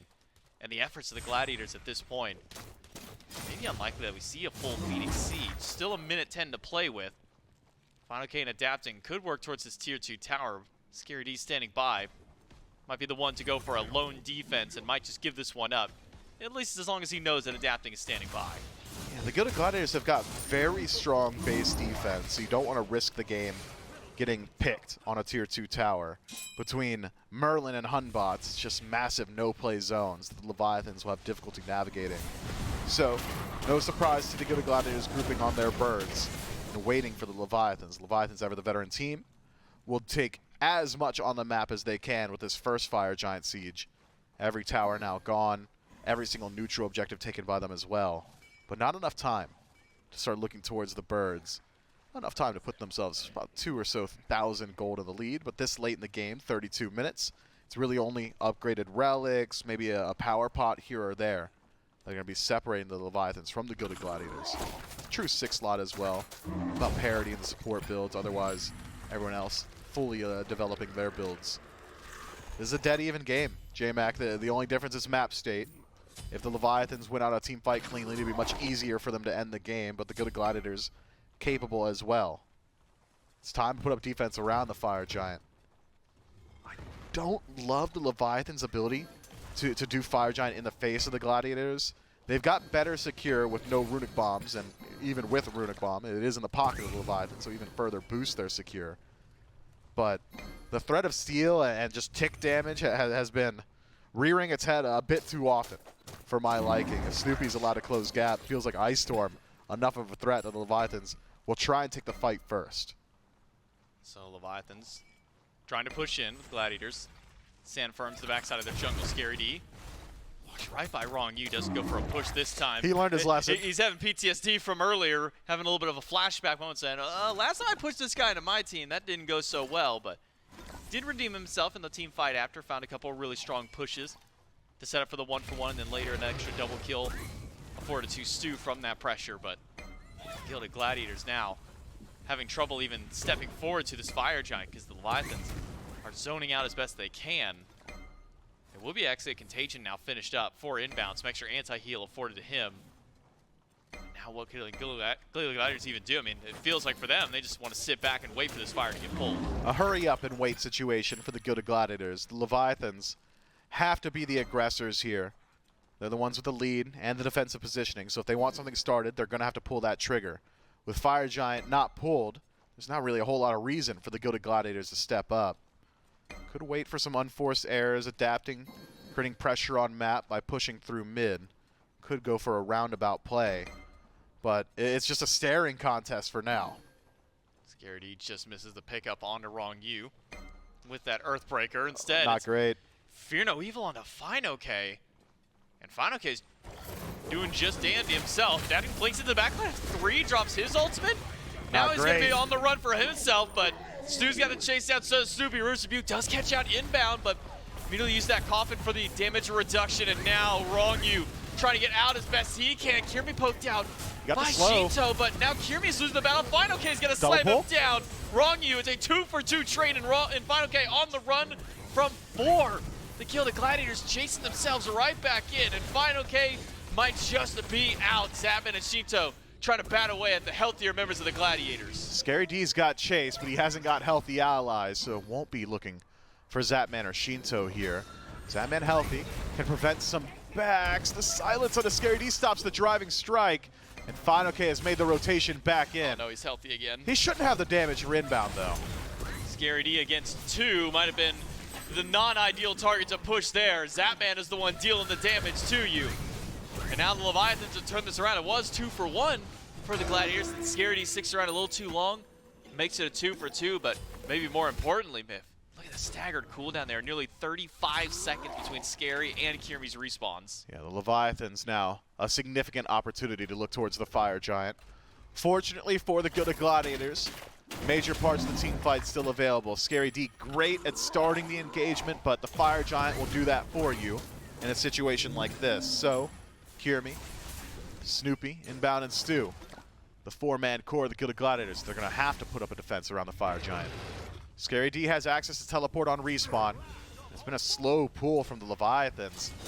They've got about 15 seconds to play with here. It takes 5 seconds to teleport. There are plenty of wards. Fire Giant down to half. Inbound shows up. The heal just off the mark. The damage from Zapman. It's been delayed now. The Fire Giant is taking longer and longer. The damage is not coming through from the Leviathans, and that's going to buy time for the Gladiators to respawn, for Scary D to teleport right back into the fray. All that opportunity for the Leviathans now lost in those few moments of opportunity. Yeah, I'm not even sure Scary D needed to teleport there. It's not as if there was anything really pressing his team. Could have walked up. Instead, will take the teleport in and rejoin his squad for the staring contest once more. This Fire Giant has proven to be durable. This might be one of the most living Fire Giants we've ever seen, the most damage taken without actually falling down. Go to Gladiators, maintaining their own defensive positioning on their side of the map. The Leviathans, though, starting to scatter to the wind a bit here. If the Gilded Gladiators are privy to this positioning, could start to move themselves forward. FinoK shows himself in mid. No eyes arm left. It's adapting and Zapman teaming up to take down the Primal Fury. The only way the Gilded Gladiators will learn about this is by the death notification. And there it is. The Atlantis Leviathans show their hands. What's the response now from the Gilded Gladiators? Is it immediate pull? Be the right call. Zapman and adapting still all the way on the left-hand side. Inbound starts it. Does eat the knockoff damage by it, but it's just a bait for maybe FinoK. He's got hit with a lot of damage. Picked up by Scary D, shoved against the wall, but there's just not enough follow-up. FinoK is just a little too tanky. And now it's a big riptide by Wrong U. He catches only one inside of the river, and it's only inbound. Goes up to the coffin to try and drag anything back, but Wrong U might not be the best person to do so. Instead, it's inbound, falling for the sins of the team. And Leviathans, their one pick, maybe another. Beads gone from Snoopy. And the Leviathans, they continue to charge forward, and Adapting goes to the back line, and Snoopy is gone. The boulder from Scary D is only going to be his coffin as Zapman puts them down with a double. 5 strong on the Leviathans and already knocking on the door of the base. This Phoenix will not last. Now with the Runic Bomb channeled. Right side bird taken. Kirmi, no ultimate, halfway back to his cooldown. Stu's got the damage, but against 5? Stewart and Kirmi. Kirmi half HP, and even less than that, he's already back in. Stu might not even get an opportunity to do so. Jumps up on the horse, fires out the damage. Adapting is low, but Kirmi is gone, and so is the Titan. The Leviathans take game 1. The Gilded Gladiators pay for their sins there. You gotta leave Alec Bonzo alone. That late in the game, he's too tanky. And that was a perfectly executed fight on him. Pulls him back into the Fear No Evil, all the CCs connecting. Maybe we could have seen a little bit more from Snoopy there, but Target selection, I think, a bit suspect from the Gilded Gladiators in the last couple of team fights. I think, was it 3 attempts on Final K? One works out very early on, but just because it works once doesn't mean it'll work every single time. The Gilded Gladiators find that out the hard way. It just feels like they're hesitant on wanting to actually deal the damage and say, yeah, we caught one of the tanks, but man, this is one of the tanks 35, nearly 40 minutes into a game. They don't get the damage onto Final K that they were hoping for, and he's able to dash his way back to safety. Wrong U then decides, okay, well, you did everything to him. I'm just going to start barreling my way to the back line. Catches out inbound and sets up for the Leviathans. Game number 1 to the Levi's in this best of 5. Can the Gladiators pull it back in game 2? We'll find out right after this break.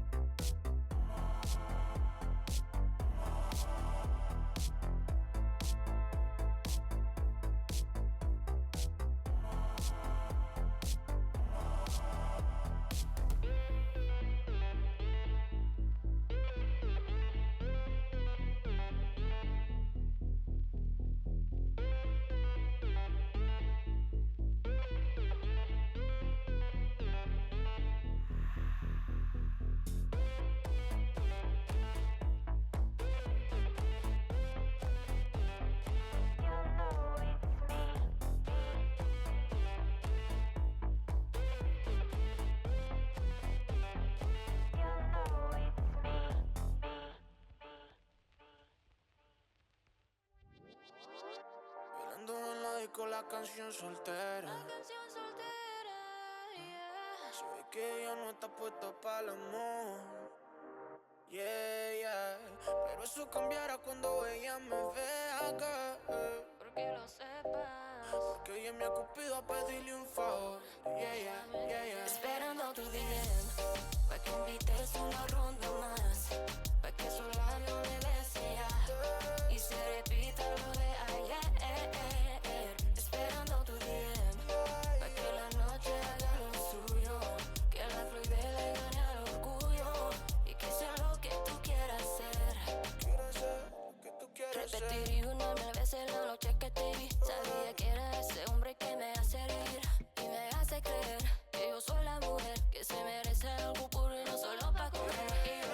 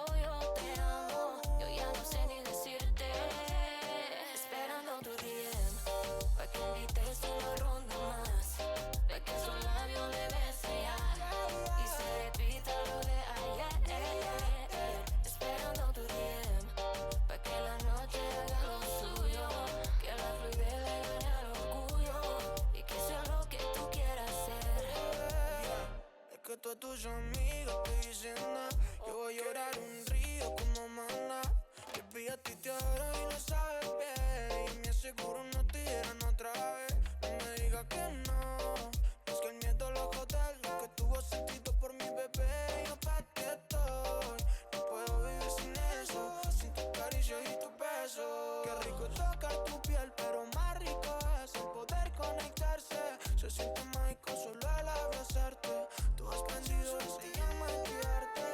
Yeah. Qué rico tocar tu piel, pero más rico es el poder conectarse. Sé que estoy loco, pero yo te amo. Yo ya no sé ni decirte. Esperando tu DM, pa' que invites una ronda más, pa' que solo no me desea y se repita lo de ayer.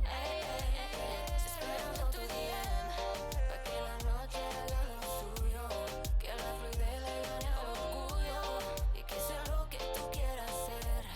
Es que sé lo que tú quieres ser, mami, tírame al día.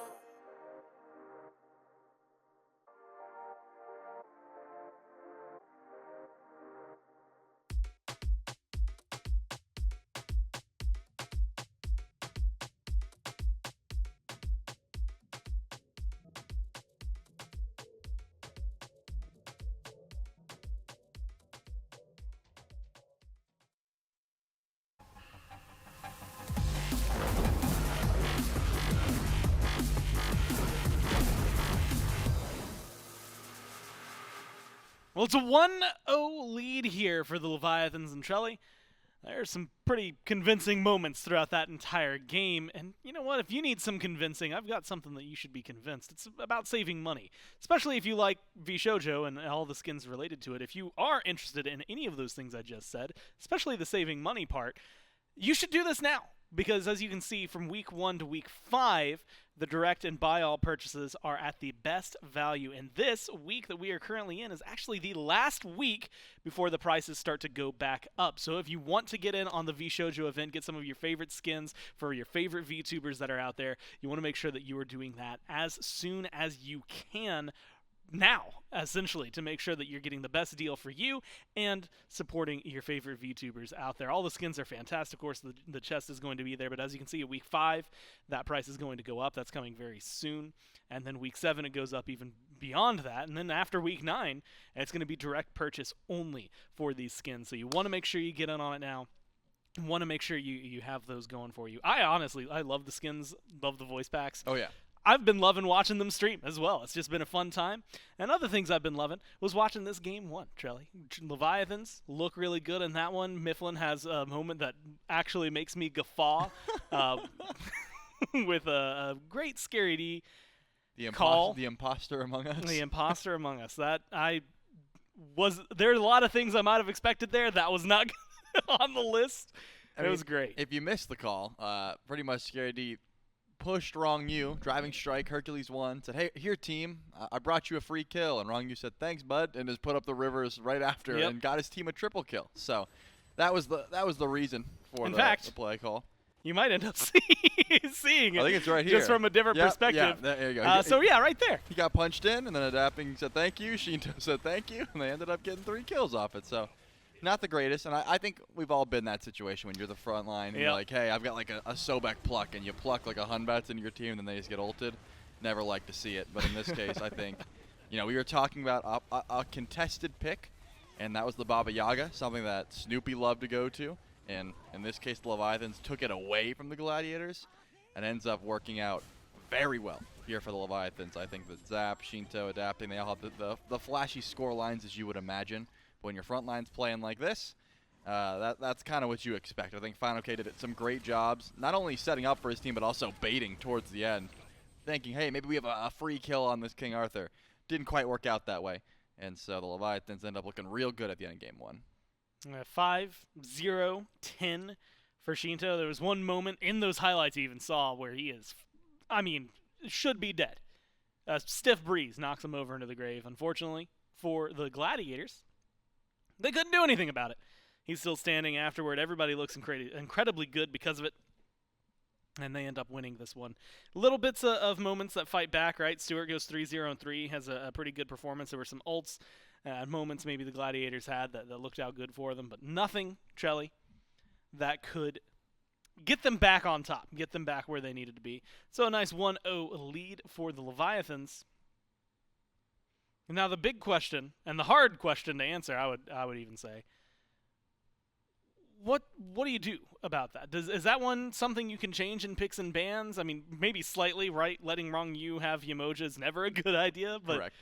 it feels like there's a lot of, like, King Arthur's not getting picked up all the time. Heimdall was a second pick in that game, and it's not something that's, like, getting hounded.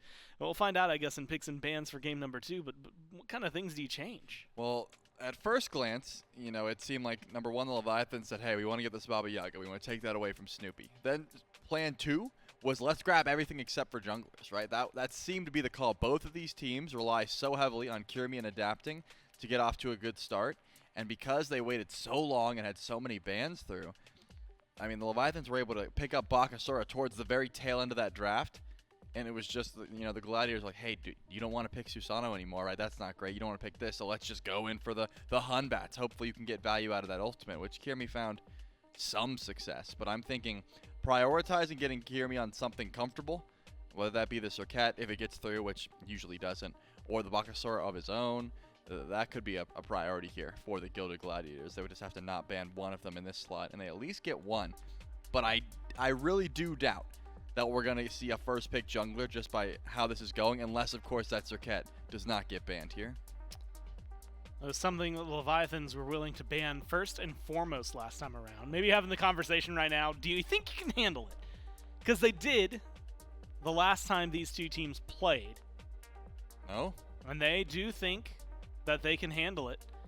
But I guess in that vein of conversation, do you think Circuit is too telegraphed right now, especially after the nerfs? Like, is it too much to lock her in? Wow. Apparently. I guess so. Terra, first pick, was banned out again by the Leviathans in game 1. Something Inbound looked pretty good on yesterday, and he's going to try to get a repeat performance on it. Yep, and the Leviathans have the option to take that Circuit away. It's definitely something adapting could go to, but I do think that Kirmi likes it a bit more. And I'm surprised that Terra was more highly prioritized. I know it's a great pick, and it's something Inbound looks great on. It's possible that he's just done with the mages. You know, again, Hell and Afro were something he could have went to, and he decided to go for Baron. More aggressive, more CC. Terra is the best of both worlds. She still has that sustain. She still has that aggression, can get involved, has the CC.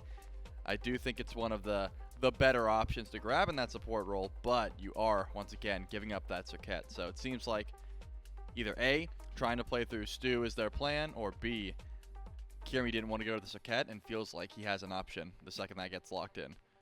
If he wants it, he has to grab it now, though, because the Leviathans have the option to just keep banning and say, hey, we saw you go 1-5 in game number 1 because you waited so long to grab that jungle pick. We're going to make you go even deeper into that God pool. I'm excited now to see what the Gladiators are going to do. I feel like, in my mind, Trelly, I looked over towards adapting, and I'm like, you know, that guy can play Circuit. But is he going to lock in a Circuit? You know, that kind of mentality is maybe what that comes with. And the answer is yes, right? He locks it in, like you said, alongside Hachi.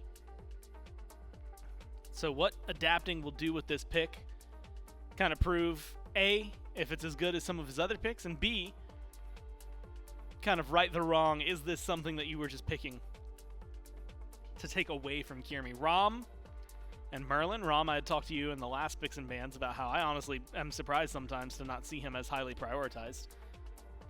And here he is alongside, again, another staple in the mid lane. Hell gets locked in. And Trelly, a lot of the times, this has been going to the support role. And I think Wrong You has played it a couple of times so far this year. But if there was anyone that's not Paul right now who I could see taking it mid, Shinto's on that list. Shinto definitely is on that list. Wrong You has played it more recently, but still could be a flex grab just to see what they want to go towards. They already have CC, and that's usually my one concern with the Hell is do you have ease of engage? And I think Circuit provides that, so you don't have to rely on Wrong You. You can let adapting take the wheel, or whatever Final K wants to go to later on. But Kirmi does take some bans here, and that's what I was expecting. The Fenrir, the Awilix, 2 picks that the Leviathans don't want to deal with. That does mean that the Bakasura is still available. That's something he wants to go towards. And I do think it's got a decent matchup in the Circuit. You're not trying to find that 1v1, but if you do, she has a lot of movement abilities you can cripple out. And you farm just so fast, which is something that Kirmi definitely likes to do. I want to see him off a pick like the Hunbats. Yeah, it's great. The ult's fantastic, but again, the early pressure is what I think you're looking towards here. You have to match adapting on Circuit, and he's on one of the best early junglers you can get. Now, I do want to ask you, And you know what? I'll ask if it surprises you to hear this. That the Leviathans, when playing Hell, and as mentioned, was for Wrong Yu the 2 times they played it, haven't won with it as Hell support, and that feels like it tracks with what we've been seeing about Hell and Afro support for pretty much every team, save for the Ravens and the Warriors right now. Yeah, does not surprise me. I'm not saying that should vote against Wrong Yu Yeah, on Hell. it's only 2 games. I'm sure he plays it fine. It's just I do think you nerf your team fight heavily when you pick the Hell. You are really hoping that you have CC elsewhere, and the Hell is just going to provide great clear in lane. You're gonna out pressure early. You're gonna have that cleanse, and you're gonna have tons of sustain. But you have the rest of the team has to pick up the slack after that, right? Yeah. It doesn't matter how much healing you have if you can't return damage if you're not winning that fight.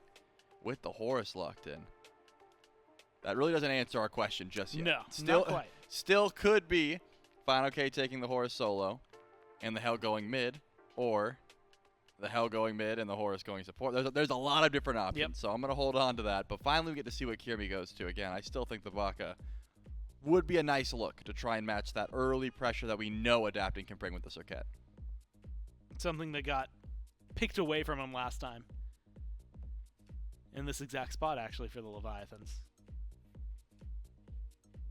Also looking for a solo option. Probably playing the same jumbled game that we are, where you look at it and you go, well, that could be my matchup in the Horus. It could not be my matchup in the Horus. He could be over there against the Terra. You could see Hell.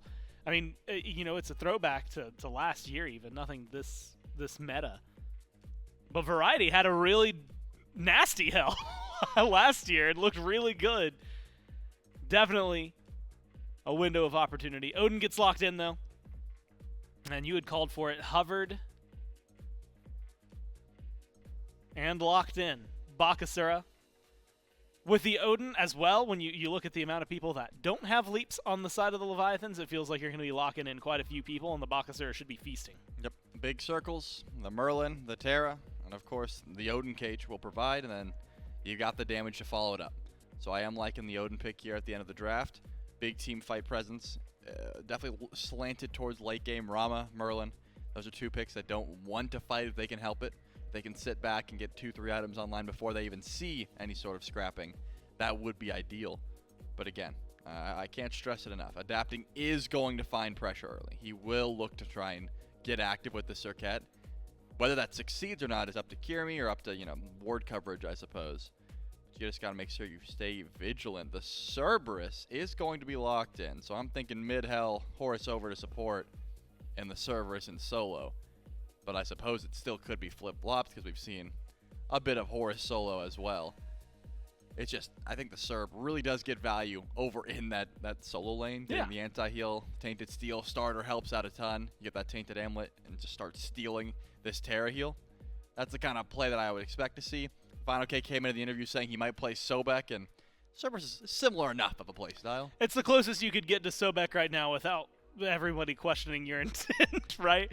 Well, Kuzenbo's pretty close, like species-wise. Well, like species-wise, but like if you're locking in Kuzenbo, I'm still thinking, what are you doing? Like, what is the goal here?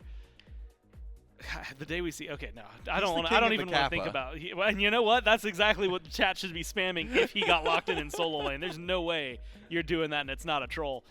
Hell goes mid though.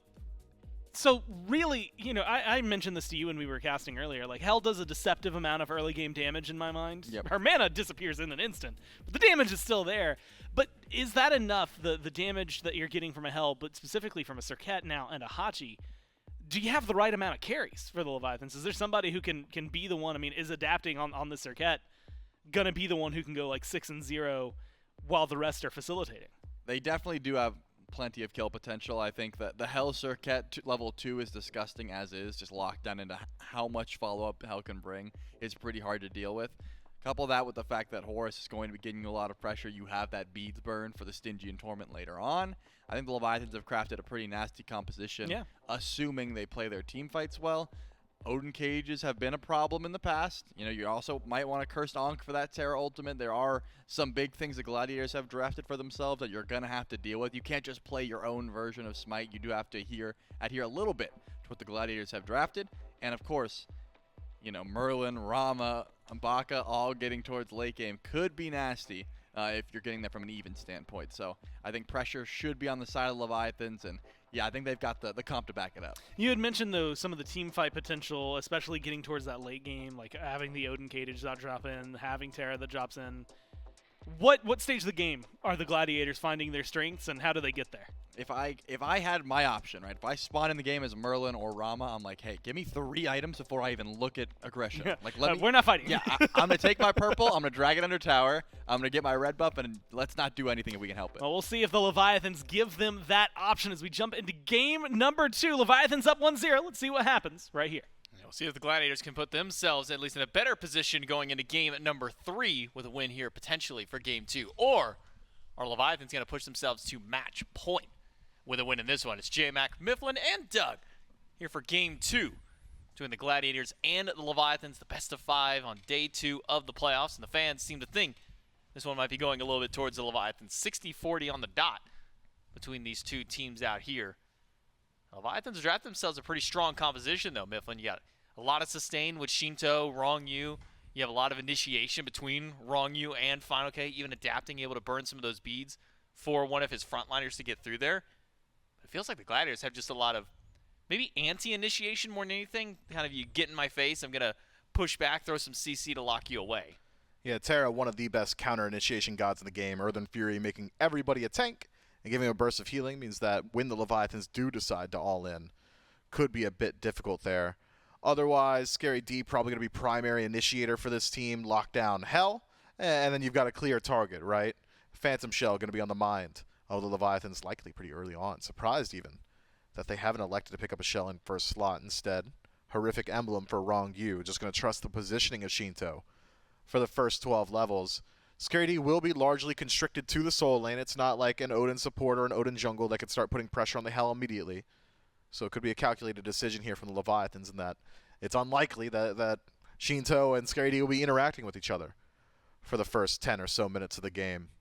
Otherwise, I think you're right to say that the Gilded Gladiators have got a largely standard composition. That just looks like a Smite draft. You could get it anywhere. Standard mage out of mid, an assassin out of the jungle, good front line to get things started, and a hunter. Whereas the Leviathans, a little bit more difficult in execution, I think. Especially considering it's a non-artillery mage, a non-standard mage out of mid. That Hell going to have to do a good deal throughout that mid to late game. Hell is almost like an Erlong Shen and Osiris in that it's feast or famine. You're either dominating with Hell out of mid or you're getting dominated, it seems like. Lots of damage output, as Gormizer brings up against Snoopy on this Merlin. Might be able to catch him slipping at least pre-5. We do see adapting. Putting pressure to the right side of the map. In the previous game, this is where adapting put a lot of his focus in the early game, was trying to keep Scary D down, try and get these picks onto the Hercules prior.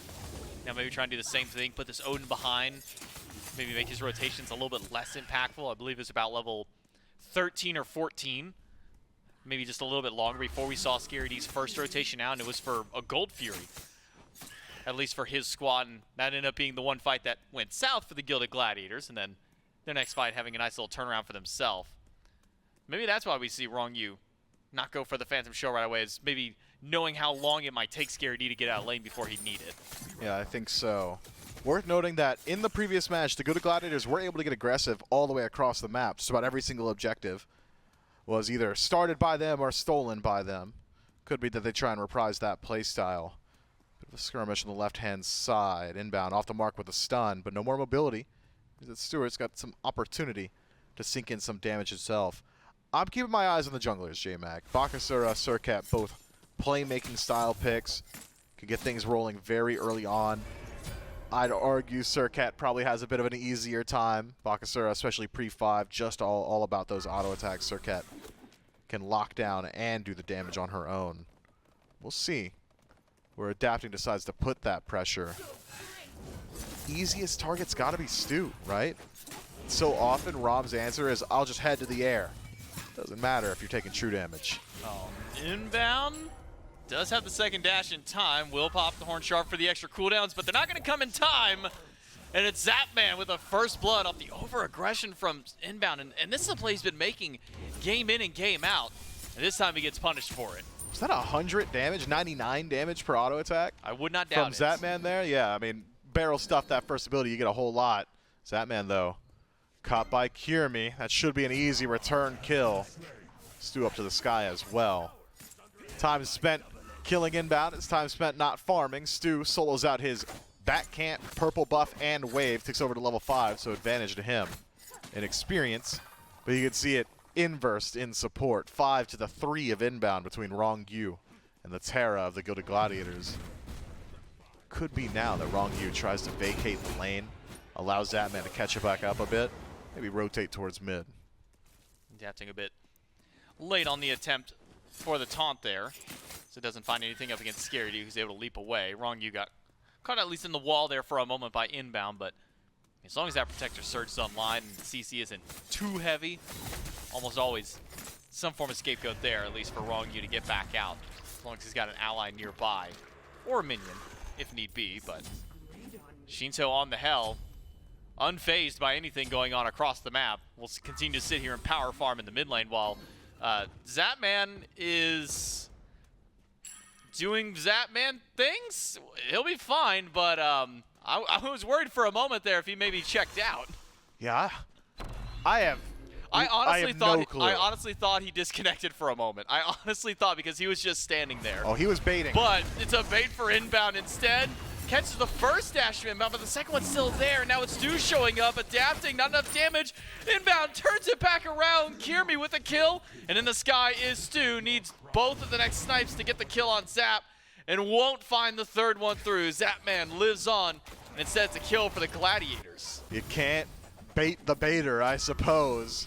Zatman, AFK on Bastion, distracts inbound, who in turn entices a rotation from adapting, but it was also that Kirmi could rotate through and get active. I'm not so certain that all those layers of entropy were taken into account by either of these teams, with all honesty, but at the end of the day, it's the Gilded Gladiators. Come out slightly ahead on that exchange. I'm getting wild deja vu here. I don't know what's happening, man. Yeah, Rongyu takes a lot of damage. It's all good. We'll return back to neutral shortly. Bakasura, though, a god that with a lead generally holds on to it. Surcat, perhaps the second fastest jungle clear of any of the assassins. Bakasura, the fastest. Should be able to hold on to it. I wonder where he goes, though. Where does Kirmi put his pressure? Is it more rotations over towards duo lane? Be able to get through Zatman's ultimate first? I could see that being the case. Otherwise, slowing down Shinto needs to become a priority. Shinto plays a different game from everybody else. He's not interested in the comings and goings of the duo or the solo lane. He's simply interested in his experience bar and how quickly he can fill it up. Will spend all of his time farming given the opportunity, and so far with 0 rotations towards him, plenty of opportunity. You know, the audience can't see it, but if I were to show a load in here for Shinto, it doesn't matter. Scary D might go down here. Does have the shield to eat up most of the ultimate, but on landing does get hit by a spit from Fine. Okay, and that notches the second one on the board now for Leviathans. And finally, after a full game of adapting, trying to find that pick on a Scary D, trying to get those kills back in game 1, comes up this time for adapting and Fine, okay, able to get that pick. Yeah, difference is Scary D has gone for a very greedy build. We saw it a little bit earlier. Odin does a lot of damage with Transcendence in first slot. Also takes a lot of damage, though. No defense just yet. Starting to work on his first defense item in second. Means that is a play we could see continued by adapting. Scary D, very susceptible. It's still only slowly starting to stack up. Only 5 on that Transcendence. Fine, okay, adapting. 1 magical, 1 physical. It's going to be a while till Scary D can deal with both of them. Go back to what I was going to say to even like double down with the point that you were making is Shinto loads into the game with only the person immediately opposite of him ever in his sights. He's not looking at any of the other 8 names in the lobby. He is there saying, okay, Snoopy is here, minions are here. I'm focusing on Snoopy as long as I can, at least until he hits that level 20 and starts the actual fights. But now Zapman forces the ultimate early in that engagement, wants to hold on to the beads and will do so. Fast escape out with the ult, and Zapman will be just fine. Yeah, that's one of the reasons Hachiman's just so safe in that lane. Avoids the stun and avoids any bit of follow-up damage as well. Inbound, you've been here before. This time, though, it's got some backups, too, here with them. Kirmi joining quickly but it's a full rotation from the Leviathans. Here's the chase. Shinton adapting alongside. Adapting didn't come in with the horse ult, but instead it'll still be hand-delivered an ultimate by Inbound. He will go down. Kirmi half HP forced out, and it's a full 5-stack by Leviathans. On the left side of the map, Scary D, nowhere to be seen, no teleport for him to jump back in this. It'll just be a Gold Fury and a pick for Leviathans. Man, that is such a clean play from the Leviathans. You gotta think it's well thought out too. You get the kill on a Scary D, he's forced to teleport into lane. Final K holds on to his, gets involved over towards left. You know, best case scenario for the Gilded Gladiators is 4v5. Find a pick, it's a 3v5, and you don't want to do that into a team that's got healing. So the Leviathans, an easy objective for themselves. Look at the vision coverage on the left-hand side. It is not often you see a map covered with this many wards. Gilded Gladiators got a lot in the Leviathan side of the map, and Leviathans have matched it in kind. Nothing either team could do without the other knowing. In a perfect world and balanced knowledge, it's the Leviathans who come out ahead off of an overextension from Inbound towards that purple buff. Leviathans really wanted to make that aggressive play over there. I mean, ever since all the new relic shards have come to the game, Vision hasn't been the #1 go-to for everybody to get those free wards out there. That is just money in pocket from the Leviathans used to get all that vision on the left side. Make that gank possible, even make that rotation possible for Final K. Jump over into the fray and now get a Gold Fury for Leviathans to start up their lead. About a 1.4, 1.5 thousand gold lead up for the team. Dead even in experience, at least for the time being, but Leviathans aren't going to settle with just one kill, maybe a second one if they can. Final K rotates through. It's a double stun from Inbound. May dissuade the Leviathans from walking further forward, but it's Scary D up here by himself. Crash out at least for Wrong You and team.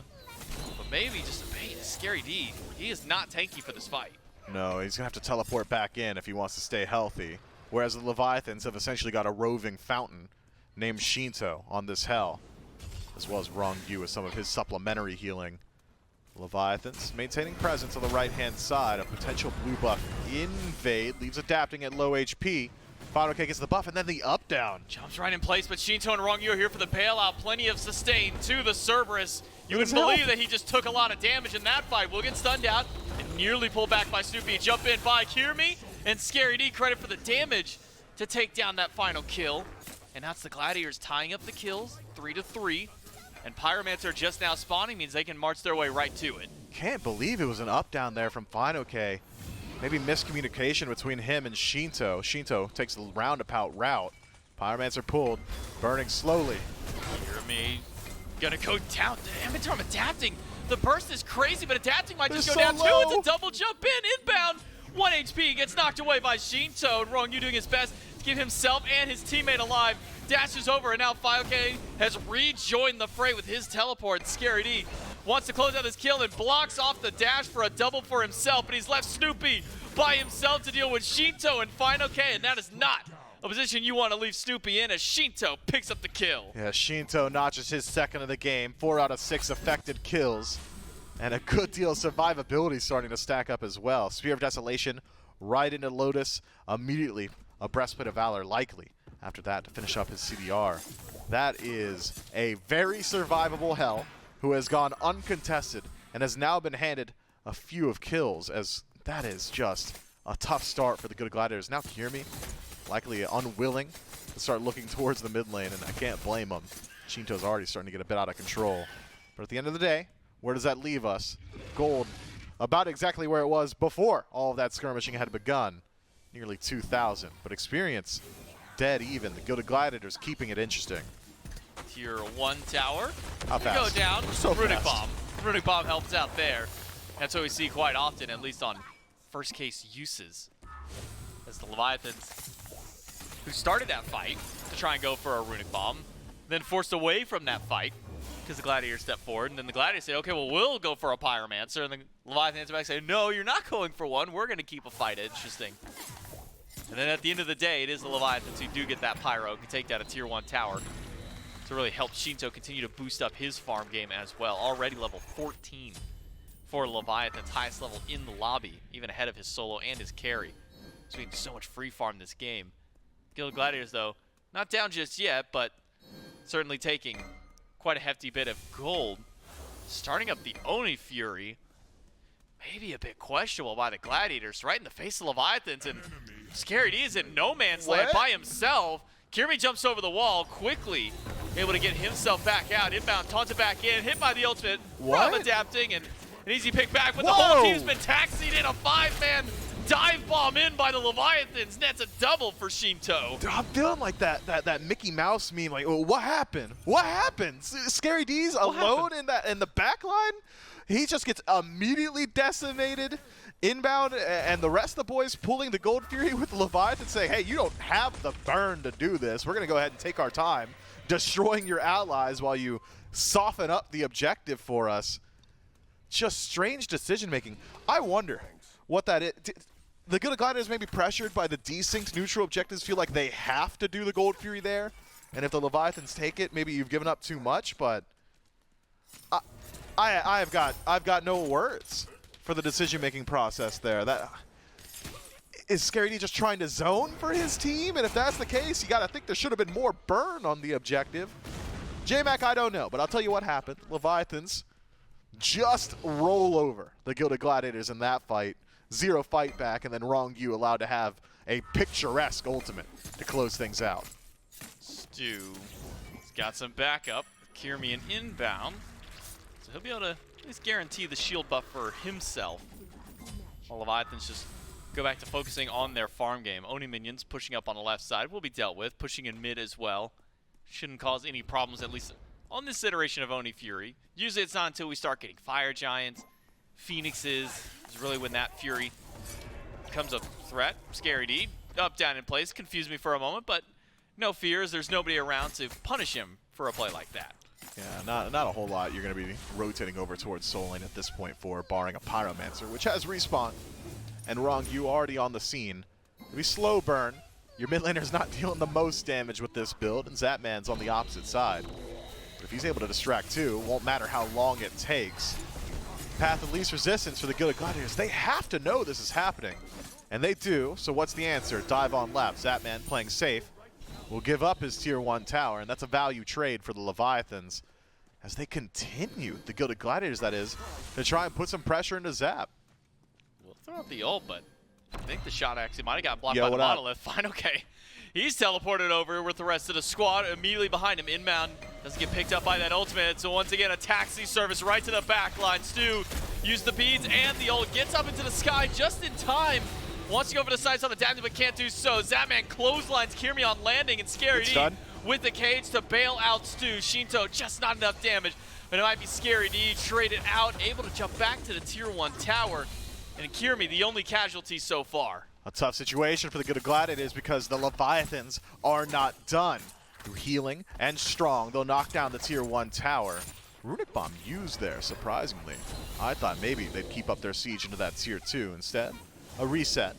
And it's the Leviathans on chase down that turn around aggression from the Gilded Gladiators. Kirmi, unfortunately, falls prey to some incredibly long-range auto attacks from Zapman. Fortunately for the Gilded Gladiators, Stu does somehow miraculously survive all that damage. I believe it was a shell from inbound to immune the last bit of burst from Shinto as he retreats into his tier 1.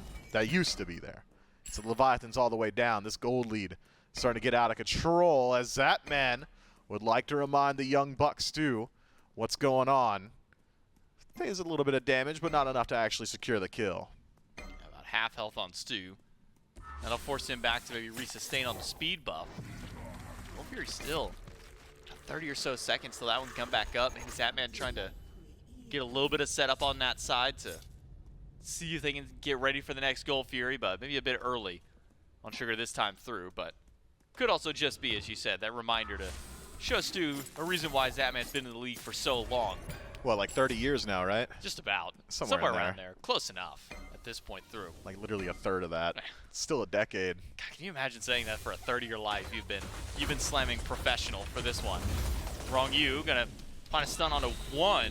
Does take the beads away from Snoopy. Adapted goes in immediately, gets the Aegis away from him now. And the heals from Shinto is just keeping this team healthy the entire way through.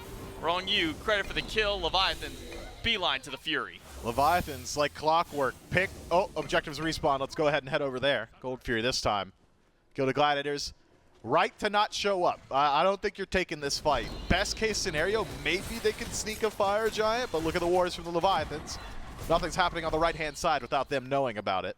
And nothing's happening on the right-hand side regardless. Adapting, confidently able to stand between anybody on the Gilded Gladiators and the Gold Fury. And so, another free objective to the Chaos side. There's going to have to be a line drawn in the sand eventually, J-Mac, because experience still matters. Gold still matters. We're very early in this game, and both are starting to fall into that danger zone, that 5,000-6,000 mark, where team fights just start to feel so heavily favored to one side or the other. Some significant power spikes on the way for the Gilded Gladiators. Keep my eyes on that book for Snoopy. Maybe a Reaver there. Penetration starting to stack up for Kiermy, who's got the serrated edge finished. And then the Odysseus bow for Stu. Kiermy trying to take a 3v1, but it's because he's got 3 right behind him. Adapting goes for the ultimate, gets the beads away from Kiermy. Adapting able to jump away. Scary D finds 3 inside the cage, but Wrong You gonna taxi his team right back out. Now it's a 5 stack. Oh, the Gladiators trying to chase down 4 Leviathans. Wrong You is low. Damage from Snoopy is good, but not good enough. Sustain is just too much, and even the snipes are not going to be enough damage. Security locked up under the tower, jumps away, has just enough health, but Shinto smacks away the last couple hundred he had. Meanwhile, Zatman, who was not present for the fight, has made himself known. Rotates in, nearly stops that back from Kiermy, but is unable. Instead, it's a rotation forward. And what was that clockwork play? Pick into objective? Pyromancer this time for the Leviathans, off of a phenomenal disengage. But are they done? Fire Giant, maybe. Starting up. Now 3 Furies, 3 Pyros, and maybe 1 Fire Giant. They got it. For the last Leviathans. Only hope that they have is if Inbound can find a miracle steal up against the team. There is a Runic Bomb in pocket in case Wrong You has that fear, but I think it's worth trying. Inbound not going to go in for it.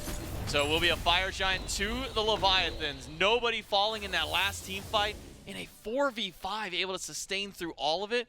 The 1 Divine Ruin, and even that Cursed Onk, still not enough to slam through the healing of the Leviathans. I think Bobby should have died for it there. Like, at least attempt it. At some point, you got to realize, I'm 0-4.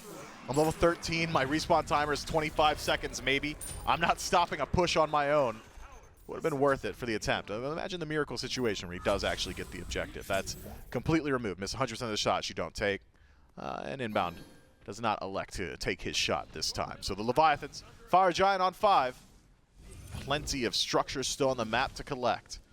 3 tier 2s, a team composition that is pretty decent on Siege. You got AoE initiation and plenty of sustain to play with, and potentially a pick if Adapting has got his way. And what's the defense like for the Gilded Gladiators? Snoopy, of course, going to be great on it. Merlin, one of the strongest gods in the game on base defense. But Kiermy, auto-attack assassins in general, really do struggle when the game simplifies these tightened up spaces. Good luck auto-attacking anybody with all the AoE damage flying around your head.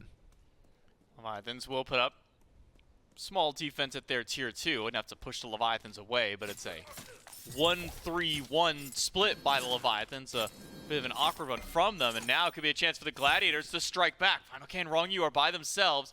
Final K's got the lead to get away. Wrong You's got the ultimate to dive out as well, and he'll go back to Shinto instead, sitting inside the jungle. Adapting, bats away at the tier 2 on right. Final K under threat in the mid. The fire is doing a lot of damage, but it's just not enough. Scary D's leap will be enough damage, and Shinto able to break himself right through the cage, but Wrong You will fall down. Shinto burned away, healing not enough. Snipes have got to be on point, or one shot from Stu does it. Double kill for the Hunter, but Zapman and Adapting trade with 2 tier 2s. What happened? Why are the Leviathans so confident that they're willing to 3v5? Where did that come from? Adapting and Zatman are your damage dealers. Adapting's the guy who chooses who dies. He's affected 9 of your 12 kills. His ultimate is the go button, and you decided to play without it. Zatman is the one that actually deals with the structures. You played without him, and now he's alone in mid and surrounded. What? Could potentially make his way out, but why is he here? Snoopy, he'll flicker in. Get some damage to Zapman. Adapting, though, may have just gotten caught on the D-transform through. Snoopy What is picks going up Zap, on? and Adapting will go down to Snoopy. It's a double for the Gilded Gladiators. But, silver lining, 2 tier 2s by Leviathans. Only Fury up for the Gladiators to take afterwards. Yeah, and the only Fury on the opposite side of the map, I guess, won't be the target for the Gilded Gladiators. Instead, a tier 1 on right, potentially a bit more. Yeah, I just arrogance, maybe hubris from the Leviathans and their ability to stop the Gilded Gladiators on their own. Maybe the Leviathans were just assuming the Gladiators were trying to defend. Now it's Kirmi. Just got 2 staring him down. All right, okay, throws out the ultimate, gets nobody with it. Shinto can't sustain him up. Rongu dashes back out, and again, they're I'm gonna taking freak out. 3v5 fights, and they're losing I'm gonna throw 3v5 up. fights. It's another double for Stu, 4-0-4 now for the Hunter off of 2 team fights. And he's made a massive impact swing. Tier 1, Tier 2, 2 kills, and now only 20 seconds till Fire's back up. It's a team fight composition, J-Mac. You're a healing, sustained draft. Play together as 5 maybe 1 time. Or draw and it'll work 25. out. Or draw 25. Man, like, what is going on here? The Leviathans, for the first 20 minutes, perfect. Find your pick, go to objective. If you get another pick, go to another objective. And they execute on it every single time. Oh, we took some damage, let's resustain. And then all of a sudden, they've done all the hard work. They've done it all. They've established their lead. They knocked down the Fire Giant. They grabbed the biggest neutral objective. And all the wind is lost in their sails. Their bodies go lax, and they say, well, day's work's done, and are immediately smacked down by the Gilded Gladiators. And then it is a continuous lapse in judgment to do it again. Imagine fumbling and then saying, you know what, it must have been execution. We could surely 2v5. Leviathans are at 75 cards in hand plus at this point from the number draw 25. Do you think they've looked at the top of their screen and realized they're not winning anymore? Do you think that's happened? Yeah, it's only 2,000 between them. It was sitting 4, nearly 5,000 at one point. Adapting, tries to 1v1 Kirmi, realizes now he can't do that, so he's got to get bailed out, but can't. Kirmi blinks in and finds another pick, and now I can see the communication in Kirmi just on those player cams. He's calling for the team, says, we got Adapting, we got 1, we've got a lead, let's do something with it. Time to start looking towards that Fire Giant. Burn, certainly there for the Gilded Gladiators. Double auto attackers plus a Merlin. You can deal with it pretty quickly, already down to 50%, but inbound, trying to zone, takes a lot of damage. Skier's got 3 in the back line, and There it Fire is. Giant to the Gilded Gladiators inbound, even though he fell low. Dive in once again by the Leviathans. 3 versus what would be 4, though Skier's got taking a lead, lot of right? damage. Yep. Will jump away, inbound. Not so fortunate, will be taken down by Zap, but that's one inbound who probably should have died for the Fire at the beginning. It'll be a delayed death on the support. Yeah, I think just fine. Inbound is cooking up some sort of storm there in the player cams. My man is communicating at 1,000 miles a minute, but from the grayscale, we'll have some time to do so. Regardless, it is a massive, massive swing for the Gilded Gladiators. Fire Giant on 4, and really it's just 1 and only Fury for the Leviathans. So gold, slight lead maintained, experience completely flipped. Fire Giant on 4 means that the tier 2 tower, the sole remaining tier 2 tower for the Leviathans, would be just enough for the Gilded Gladiators to tip things in their favor. Merlin, very good on Siege. Stu should be able to poke out priority targets before the fight even starts. If you sink 3 shots into Zap, man, you better believe he's not sticking around for the engagement afterward, even with all the sustain on the Leviathans. It would take a little while, a couple of ability rotations before he's at fighting strength. So we'll see how this Siege starts to play out. Inbound's a bit far, and I've seen a few times this game that teams are willing to fight without their 5-man numbers. I'd like to see Inbound join up with the team shortly, but with Final K showing himself on the right, you got a little bit of time to group up.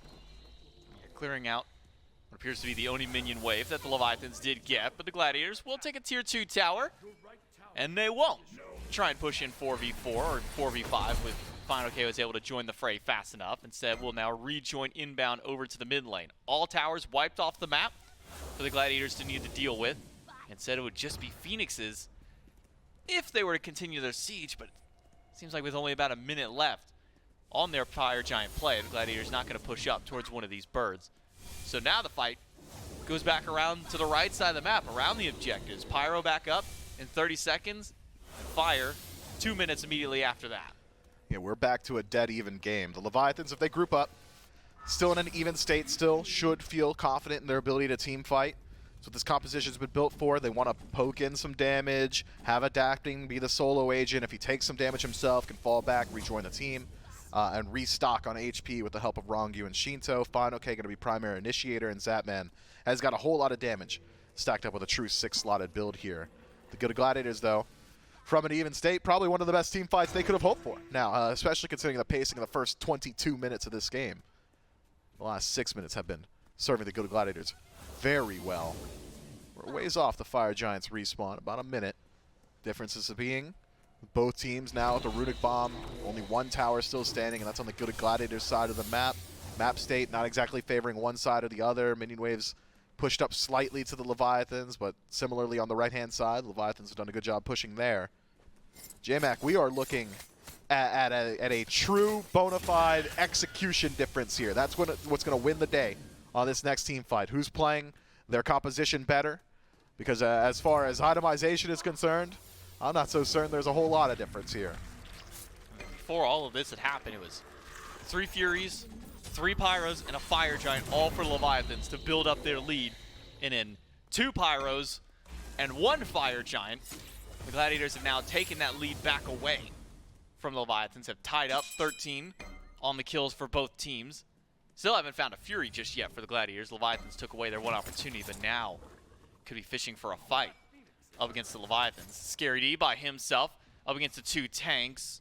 Will not elect, or maybe I should say won't even get an opportunity to use that cage and CC chain from Wrong U and Final K, just enough to keep him locked down. The Fire Giant now back on the map, and the Gladiators grouped up right around the pit. They'll burn it quickly, and they've got the zone with cage. Phantom Shell being forced to use aggressively to close gap would be a poor usage for the Leviathans in the eyes of the Gilded Gladiators. Well, you lost this one. You lost this last time, Adapting. But he's got Zap this time. And that was a 1v1. Oh, Adapting needs 1 shot from the auto after, and he thinks twice about the fight there. But now it's Scary D on the run, Adapting without an ult, Zap without an ult. That's 2 big ultimates down in trade for Kirmi and his bees, but it cost Adapting his ult and both of his relics to do so. Yeah, that is not a phenomenal trade there for the Leviathans. And Adapting, with this kind of build, still has a good deal of damage output, that crit, enough to threaten the squishier targets of the Gilded Gladiators, but Surcat without ultimate is no threat to a tank. Fire Giant pulled nonetheless. Leviathans, this is a lot of confidence. Collapsing on to inbound, but big damage from Snoopy to answer right back through. The cage is there from Scary D. The Phantom Shell not used this time out. Now the Fire Giant picked back up by the Gladiators. They're forcing the Leviathans to jump in, and Kirmi has the wraparound to go in. Gets the ult just off of cooldown. Final K locks 2 down in place, but Zapwen, the first one to go, pulled back in is Shinto, and Stu picks up yet another double. That's his 3rd one of the game, and Snoopy's not going to let this one go for free. He pulls Final K back, but it's the Gladiators who can march right back to fire. Man, Kirmi got back to that fight so quickly, I thought he teleported. J-Mac legitimately. No, Bakasura just that mobile, and the Leviathans try their best to regroup and heal, but the Gilded Gladiators catch them as they stack up as 5. And when you're stacked as 5 against a Merlin, plenty of damage to be had. Stu's Odysseus bow runs wild in the back line as well.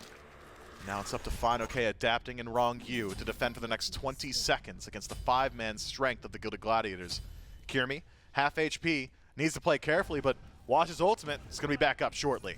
In just a moment, Adapting for the wraparound. His ult is available for the fight, but right side burn removed. Adapting with the flank, finds a taunt only on a Scary D, dashes through, and Kirmi now in danger, has to jump out of the cage that his teammate provides to him. One more shot on the Phoenix would do it, and Snoopy, an inbound get it done. A quick flicker out by Snoopy, but Final K and Zap will chase through along with Wrong U. The cavalry has arrived for the Leviathan. Scary D is out, but Kirmi goes back in, loses the boxing match against Zapman. That's a double for Zap, maybe a little bit more, as Shito takes down Stu and gets a massive shutdown swing.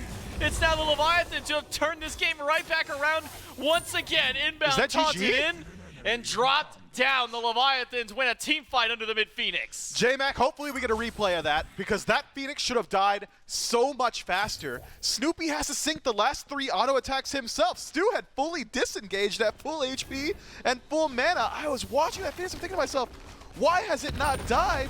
Nobody's blocking it. Nobody's looking at Stu. He was too busy protecting himself to play for the team. Wait, Scary D, blink to the back line. He's going to have to back just to get to the Titan. Will channel his own teleport to another Phoenix. It's the right-hand side, but he's got to bail for 5-4 for Snoopy. He jumps in. He'll lock the cage under 4, but that's not going to be enough to stop the damage to the Titan. The Leviathans In one fell swoop, they drop all 75 cards on the table and call Uno. Man, I'm going to have to go to the in-office clinic after this because I have got a serious case of whiplash from this game. My neck has been turned one way and the other too many times. A back-and-forth battle, a seesaw of a game here. Both of these teams just could not figure out how they wanted to lock it down until the very end. And a clean team fight for the Leviathans. That late in the game, that's all it takes. Leviathans could have just done that from the beginning. They Yeah, were when they doing were that. ahead, yeah. They were doing that With from the Fire beginning. Giant. The first 20, 24 Like 8K minutes up, of the yeah, game, Yeah. it was objective pick, or I should say pick to objective, pick to objective.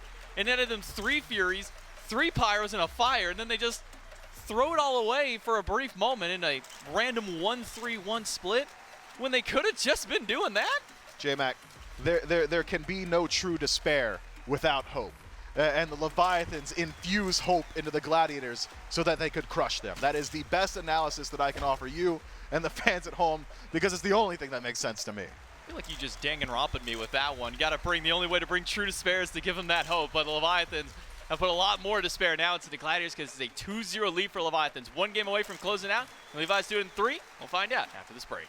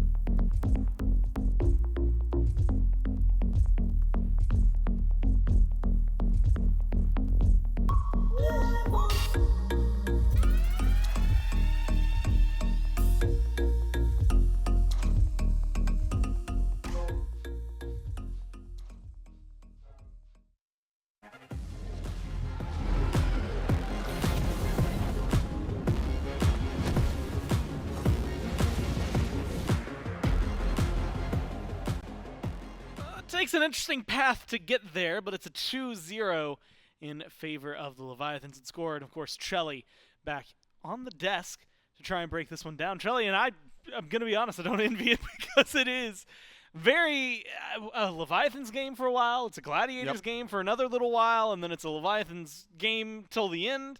Very, very...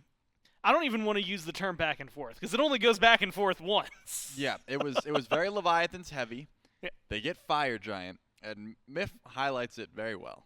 I don't know why they thought they could win 3v5, but they tried. They send Adapting to one lane, they send Zapman to the other, and the core three of the Leviathans say, hey, we're just going to take this fight. You get 2 tier 2 towers out of it, but it doesn't end up being worth it, of course. The Gladiators say, we'll take that trade. The next fight after is immediately thrown once again. The Gladiators say, hey, we get EFG, we're fine with this. And then it's another throw that ends up going back in the Leviathan's favor. Just a confusing game. And I will say Adapting's reaction said it all for me. There was some smiles in the Leviathan's booth, but there was not a smile on his face. And for good reason. If you've got a competitor's mindset, you're not happy about that win. You want your wins to be clean. This is a bottom-seeded matchup. If you think you're one of the better teams in the world, throws like that should not happen. And I don't think Adapting was happy about it. I don't think that he played perfectly. I don't think anyone in this game did. But at the end of the day, a win's a win, and the Leviathans end out on top after, I'll call it a wishy-washy performance. Well, you know what? Like you said, a win is in fact a win. It looks like a 2-0 when I look back there, and that's all that matters. I think by the end of the day, like you said, though, probably want to clean some things up as they move forward. Specifically in this set, right? I mean, you have a rocky game like that. How often is Stewart going to go 3-0-3 and then 6-1-4 and lose 2 games in a row? You know, I think that that's going to be something that probably doesn't continue. Whether it's Stewart's KDA that changes or the Leviathans' maybe mindset that changes, one of the two is going to have to. It feels like you're getting a lot of interesting, and I would even say bright, shining moments from the Gladiators. Sometimes gifted by the Leviathans, sometimes fought on their own right. But Charlie, now you're looking at the barrel of an 0-2. And again, for at least the loser of this set, it's not the end of the world. You still, just get knocked down to the bottom bracket, have a chance to try and get a higher seed. You're talking 3rd, 4th, things like that. You win this one, you get 1st or 2nd seed. A pretty big deal moving forward. Again, it makes your bracket a little bit easier, helps try to avoid the Ravens and the Warriors for as long as possible, which is the main goal right now. We'll find out whether or not the Leviathans can just stamp their ticket. The Gladiators maybe bounce back, picks and bans for game number 3. And one of the first times, I guess when there's only been 4 sets and it's the second time it's happened, it's half the time that we've seen a 2-0 start. There's a lot of 1-1s. But a lot of 1-1s. Glads, though, went up 2-0 over the Ferrymen, lose game 3 yesterday. So Leviathans up 2-0 over the Gladiators. And we'll see what kind of shifts and changes they make. The Morgan, still banned out, been one of the top bans so far from the Gladiators. Hell and Guan Yu, so Vamana, forced to be banned out by the Leviathans alongside Marty. And in the past, we've talked Serket, Terra, Guan Yu. Last time it was Baba Yaga. This time it's going to be the same 3 with the Baba Yaga. Terra was the first pick for the Gladiators. They're changing things up. And they're grabbing that Serket. Yep, this was a question mark for us in last picks of bands. Why the Terra over the Serket? Not even because inbounds Terra is bad, but because Kirmi Serket is so good. Adapting had a fine performance on the Serket last game. And I think Kirmi's Bakasura was also fine. Not a standout from either of them. But giving that control over to Kirmi, definitely a good look. And, I think there are other strong support picks besides the Terra. Not to say Terra's bad. She certainly is strong. Definitely on the upper echelon of support Would you gods. say something like maybe like a Yamoja? Yeah, that could be an opportunity if it doesn't get picked here. Unlucky. Hovered immediately there from the Leviathans. I don't think that you want to give up Serket and Terra, though. So if the Gilded Gladiators did first pick Yamoja, wouldn't have been the best look. Hachiman, definitely agree. Still the best ADC available with Marty being banned. In my opinion, just brings so much to the table. Does mean the Rama could be grabbed here from the Gilded Gladiators, and given Stewart's performance, I wouldn't hate it. Looked, like you said, incredible. quick maths. What is he? 9-1-7 total. 3-0-3, and then 6-1-4. Myth did call him out for being a KDA player that game, though. Well, that's actually, an interesting conversation that I don't mind getting a part of while some of the picks and bans come through, because there were a lot of games where, or even the first few weeks, this is actually wild to have found. The first few weeks of this phase, the win-loss for the Gladiators was atrocious. Yep. A lot else. Stewart was still in like the top 5 KDAs of the league. Mm-hmm. And there were even moments, I think I'm having a flashback to a Marty game. He's in the fountain. He's like not 6-0. He's like 3-0. Looked really good. Had a great game. Left me wanting to see maybe more. Get in there, get active. Not be the forefront of your team fight, but, if you're not dying in certain circumstances. You ain't dying, you ain't trying. Yeah, something like that. Someone's probably said that at least once. But I tend to agree. You did, just now. Yeah, but So that's somebody. I'm sure someone said it before me. And if not, then hey, I want a quarter anytime someone says it from the rest of the world. But I think what he was saying was there's some truth to it. I mean, if Stewart does not bail on his team early in that situation and intends to fight or go in for the Phoenix, maybe a little bit less Phoenix damage, maybe scared he lives a little bit longer. Those are the sort of things. He was the only one that did live, but he was tanking it up. He doesn't have to bail so early on. It's nice to have that flashy KD, but I'm not going to say he costed the game. I just think staying in there and dying with your squad doing a bit more damage could be the call in some situations. Yeah. And they do decide to wait on Stewart's ADC pick. It gets banned away by the Leviathans, the Rama that is, so he won't be able to pilot that one once again to see what he goes to try and have a similar performance to game number 2. Because I don't think his performance in and of itself was a problem.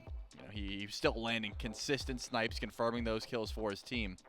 And that's exactly what you would want from a Rama, especially in a late game setting. Well, solo lane matchup here for the Leviathan, something they got to be thinking about. Hercules. Though if we want to really talk about it, the last time the Hercules was played into the Emoja, things went kind of wrong in the midst of it. That was a King Arthur choice earlier. But this time around, we'll go back to, was it early season 8 when we were talking to Fine OK and we said, well, Cucullin versus King Arthur, how do you feel about it? And I think he described Cucullin as budget King Arthur. He did Brings say that. a couple different things to the table, but nonetheless, going to fill the same slot here. Cucullin. And Trelly Cucullin's someone who we don't get to see too often nowadays. How do you feel about this getting locked in just in general? I love the Cucullin. I think, unfortunately, he does have a rough time into a sustain meta. He doesn't have great all-in. He does a lot of poking and, setting up for the team. He's got great CC, but the issue becomes, hey, what happens when they heal off your damage and you haven't transformed? You're just yourself. Your small form Cucullin, not rage form Cucullin, and the fight's over. Doesn't look as good. So that's sort of the reason that Cucullin has fallen off a bit. The E-Shell gets locked in there for the Gilded Gladiators to mixed success. Last E-Shell game I casted didn't look great. Unfortunately, that ultimate does take a bit to get online. Sure, if you're able to cast it through its entirety, like the full 6 seconds, you can make some big plays. But it is not an Anubis ult. It looks similar, but it does not do that same amount of damage. And you will die if you try casting it in the forefront of a team fight like that. So you have to position yourself extremely well. I'm not going to say that Snoopy hasn't figured it out because I haven't seen him play it, but I don't think so far we've seen the full display of E-Shell's power. It was played against them yesterday, and they bullied Paul when he played it. Oh, yeah. And then, like you said, when we saw the Dragons play it against the Hounds, kind of leaves you wanting maybe a little bit more. It's going to be going up against the Morgan Le Fay, which we got to, again, see yesterday, actually, from Paul.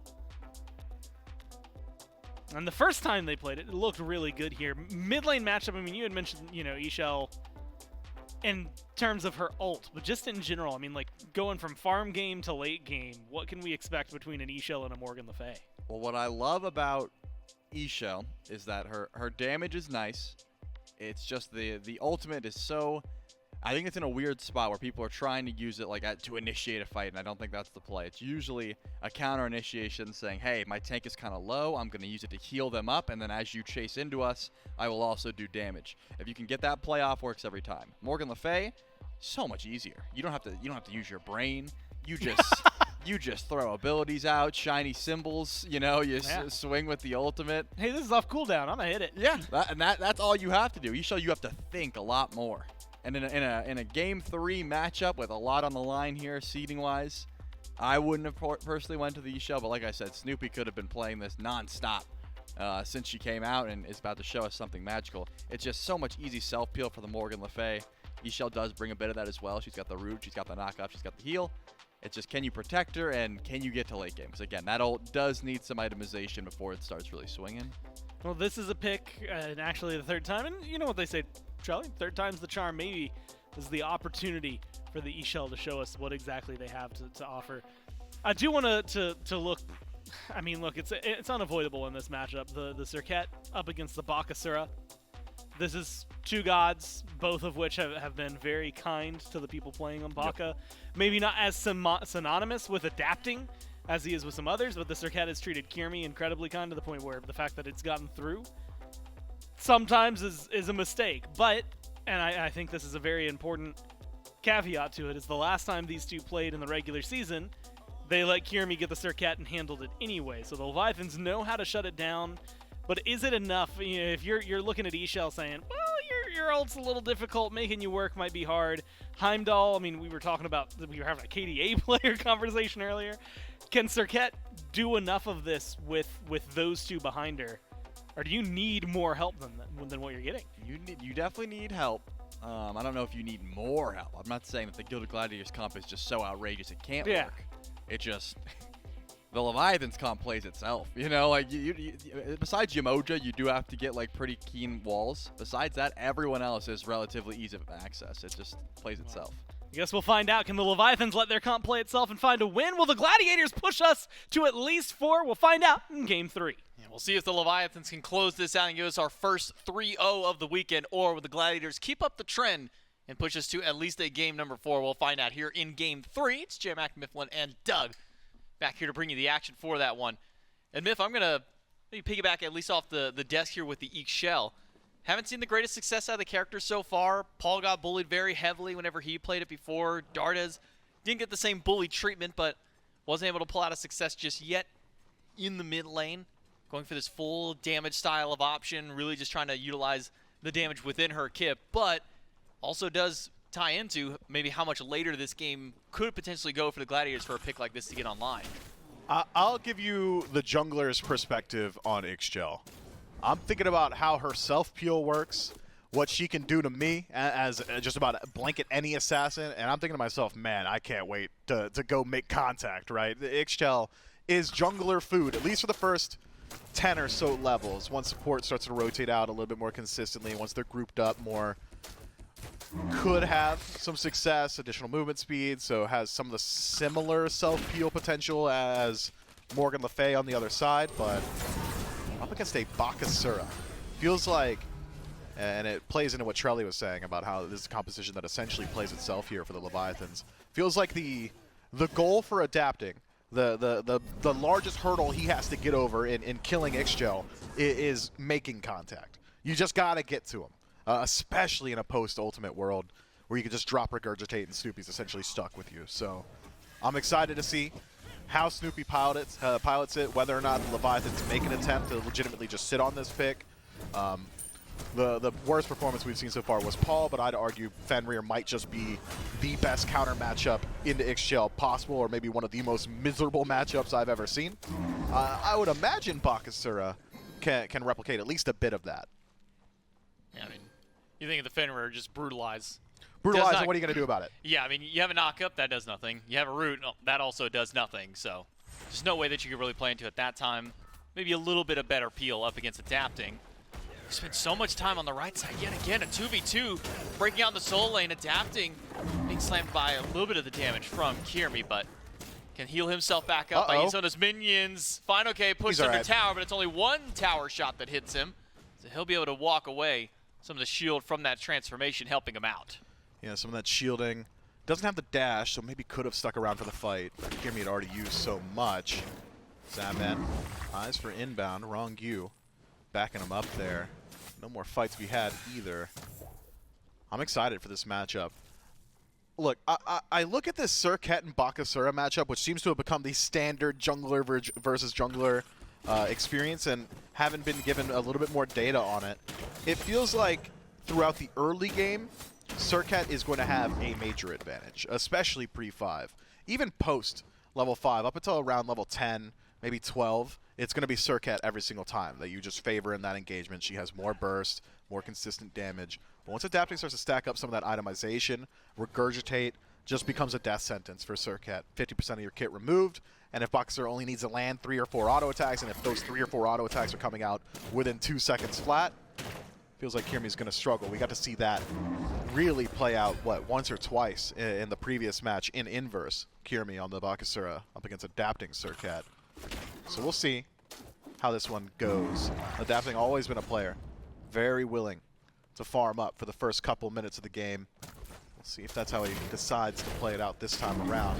Would love to see him get involved in the next shell, though. Need to see some pressure tossed Snoopy's way. It's only going maybe a little bit sooner rather than later, because once that level 12 hits, beads and Aegis to be available, should be enough of a bailout to try and deal with Adapting there. While the knock up in the root doesn't necessarily work up against a god like Fenrir, can definitely keep Adapting busy if he gets hit by some of those CCs late game through. Also gotta mention the fact that she does have that brief blind within her kit as well, but haven't really seen much utilization of that, especially for how short it is compared to some of the other blinds in Smite.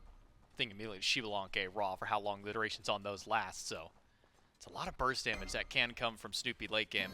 It really does take a while before that ultimate can swing. Starts off at the 3-second base, but as mentioned, can be channeled up to a full 6 seconds if utilized correctly. Yeah, I don't think the blind is something that is really tying into like your own thought process. You're thinking to yourself, okay, well if I hit him with a blind here, I could do X, Y, or Z. It's all right. Well, he's blinded for a second. All right, most of these players are gonna be able to play through it relatively easily. Man, which one of these teams is gonna get aggressive first? That's the question. Which one has the onus to get aggressive? I'd argue it's Kirmi on this Serket, so in turn the Gilded Gladiators hovering nearby on the duo lane, but Zapman has ultimate. Not exactly going to get a whole lot done there. Scared he's going to get the fully treatment, though. Wrong U's shown up. It's 3 versus 1. River's Rebuke might not even have been necessary at that point, but Adapting first blood for Leviathans.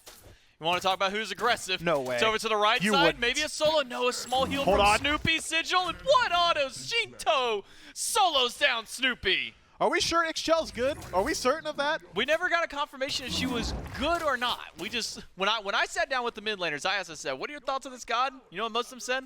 Haven't had a chance to play her very much yet, so we don't know. In theory, yes, but don't know. Doesn't look so good, not just yet. That is a lot of damage from Shinto. And I'm looking at Shinto's HP, and he doesn't have a heal, but he is full HP. Wonder how that one pans out. Maybe Snoopy just doesn't quite find the damage that he needs to. Look at what, hold on. That's different. Look at Shinto's build, J-Mac. It's Chronos Pendant in first slot. Sans? Yeah, my man's at a lot of CDR already. Snoopy has been struggling against that poke. I mean, we've seen it even at, what was it, level 3 and 4. He was sent back to base because Shinto's just sinking damage from downtown. Doesn't have to think about it, as Charlie had said. Stu tries to get aggressive. Ultimate off the mark. Oh, he's missed Is he out? so much. He's out. All right, stun from inbound does bail him out there, but he missed so many autos up against Zapman, who's just trading blow for blow and doesn't even need that. It's just, I'm hitting you, you're not doing anything to me. Man, just an unfortunate boxing match there, bailed out by the Bifrost and for inbound there. Shinto throws out the ultimate with Kirmi and Snoopy standing by, clears out the minion wave himself. It was a good ult. Uses it to CC immune the taunt from Kirmi there. So blink loss from the Serket in exchange for Shinto's ult and ultimate on a much lower cooldown than your beads, especially when you've got this much cooldown built already. Clean play from Shinto as inbound maybe does a bit too much himself. Gets stunned out Hold on. after his second dash, but Stewart's going to try and turn it back around. Needs a couple of autos. One more Here just comes out of Kiermy. range. Bifrost to try and close the gap, and he just can't get there. Kiermy instead. Talk gets blocked out by the Bastion, but the ultimate connects on the wrong U. Finds a double stun, drops the ultimate, and tries to bail out using one of the other walls. Gets a riptide. No way. Just barely makes out an extra stun to his name. And somehow, someway, both Zapman and Wrong You make it out, but not Snoopy. He's chopped away by adapting. Well, there's a couple things we need to break down there. First off, Wrong-You built different. That is perfect pathing, perfect decision making. I'm not sure there's another line of play that gets him out of there. And then adapting, also built different. No, inbound's got dash. He should be okay. Will make his way out. Unless Shinto can connect some damage. Is the dot enough? The ult is. That is ridiculous. Wait, Shinto left mid? Shinto, A, left mid, B, gets another kill. Look, if the kill's guaranteed, that's just farm in Shinto's eyes. And Just another minion to him just at that another point. minion to Shinto. Leviathans reprising the first couple minutes of game 2. Pick into Fury. Pick into objective, I should say. Maybe suffering from success a bit here. That Fury is going to respawn pretty quickly. Maybe won't desync the objectives. Yeah, it won't. 3 minutes. It'll be around the same time Pyromancer responds. So there is an opportunity for the good Gladiators this time around to at least go for whatever the Leviathans don't want. Pick up some scraps on the map. I'm still just baffled by the Shinto build. I mean, we've seen Chronos pin it before, usually by BenEQ, or if you're playing Giannis. And if it's BenEQ, he's almost always going Conduit Gem with it. Because it feels like if you go Desolation, you hit 40%. Maybe he sells starter. I mean, if you look, or maybe he goes alternate. Hear me out? I'm gonna tell you my thought process on overcapping stats. Some people are just too fixated on it. Like, you got 50% CDR is the worst build I've ever seen. I'm not saying it's the worst. No, I mean, I know you're not, but some people are. Some people at home right now are thinking to themselves, Look, this man. is just not peak efficiency. Tell that to the 2-0, all right? Stewart finds an ult on the Zapman. Kiermy is nearby. Zap should just be Zapman dead. has ult, doesn't have beads. Ooh, good He'll ult pathing. into the jungle. Inbound is there to try and catch him out. Taunted Alpha off the horse, and Kiermy puts a kill under his column. And finally puts the Gladiators on the board. No shutdown as the kill was on to Zapman, who is not actually even a part of any of the other kills that have taken part so far for the Leviathans, despite them being in his direct lane matchup. But I'm going to go back with you on that one. I agree with what you say about the stack cap. I mean, especially with how much CDR is in the game on just items in general. Protections are easy to overcap as well. It's not as big a deal. Unless you're intentionally building like 80% CDR, then it's a little weird. Yeah, a little bit. And we don't even need to go down that conversation path because it's not Spear of Desolation. Nope. It's Divine Ruin in second slot for Shinto. So a little bit of anti-heal up against Snoopy, who does have sustain and kit. Will have a bit less now when he's fighting up against Shinto, which should be every single time, as that is his direct lane opponent. Snoopy will have damage advantage come next item. Once you finish up that route as a Hootie, things should equalize a bit, even favoring Snoopy so far as poke is concerned. But it doesn't feel like it, does it? Shinto has just been playing as aggressively as he wants, and it's still been 0 rotations to him. Does get a little bit. Drops down an ultimate. And gets a little bit of healing back from it, but he survives the 3-man gank, and that's the important part for Snoopy. He's been dying to the 1- and 2-man ganks in mid, but lives out on the 3-man one.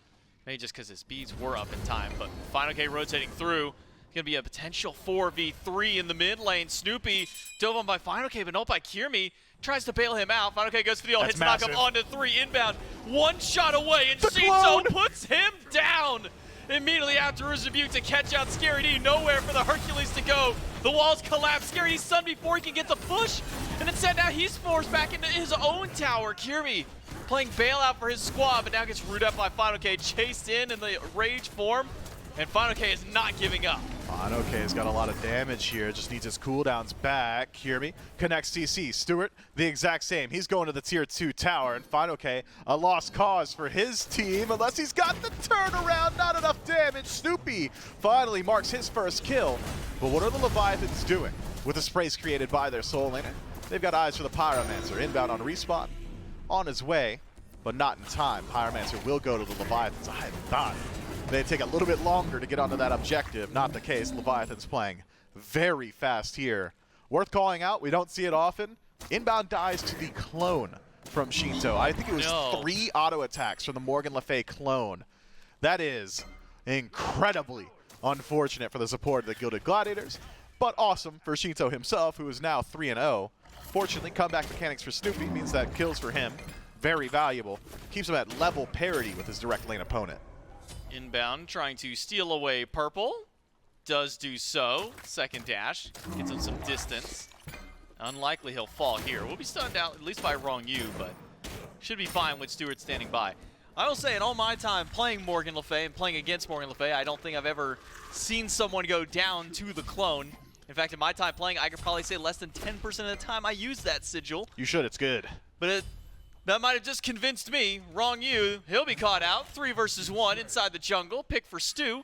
Gets the Gladiators now back in 3-5 on the kill column. Leviathans were up nearly 3,000 earlier. The Gladiators are starting to crawl back into this game. Final K is here. See teleport, didn't even have the teleport actually. He just walked over here with the rest of the squad. Knockup is good on a Final K. He's surrounded by 3 again. Gets the triple knockup and it ults from Shinto, doing a lot of damage back.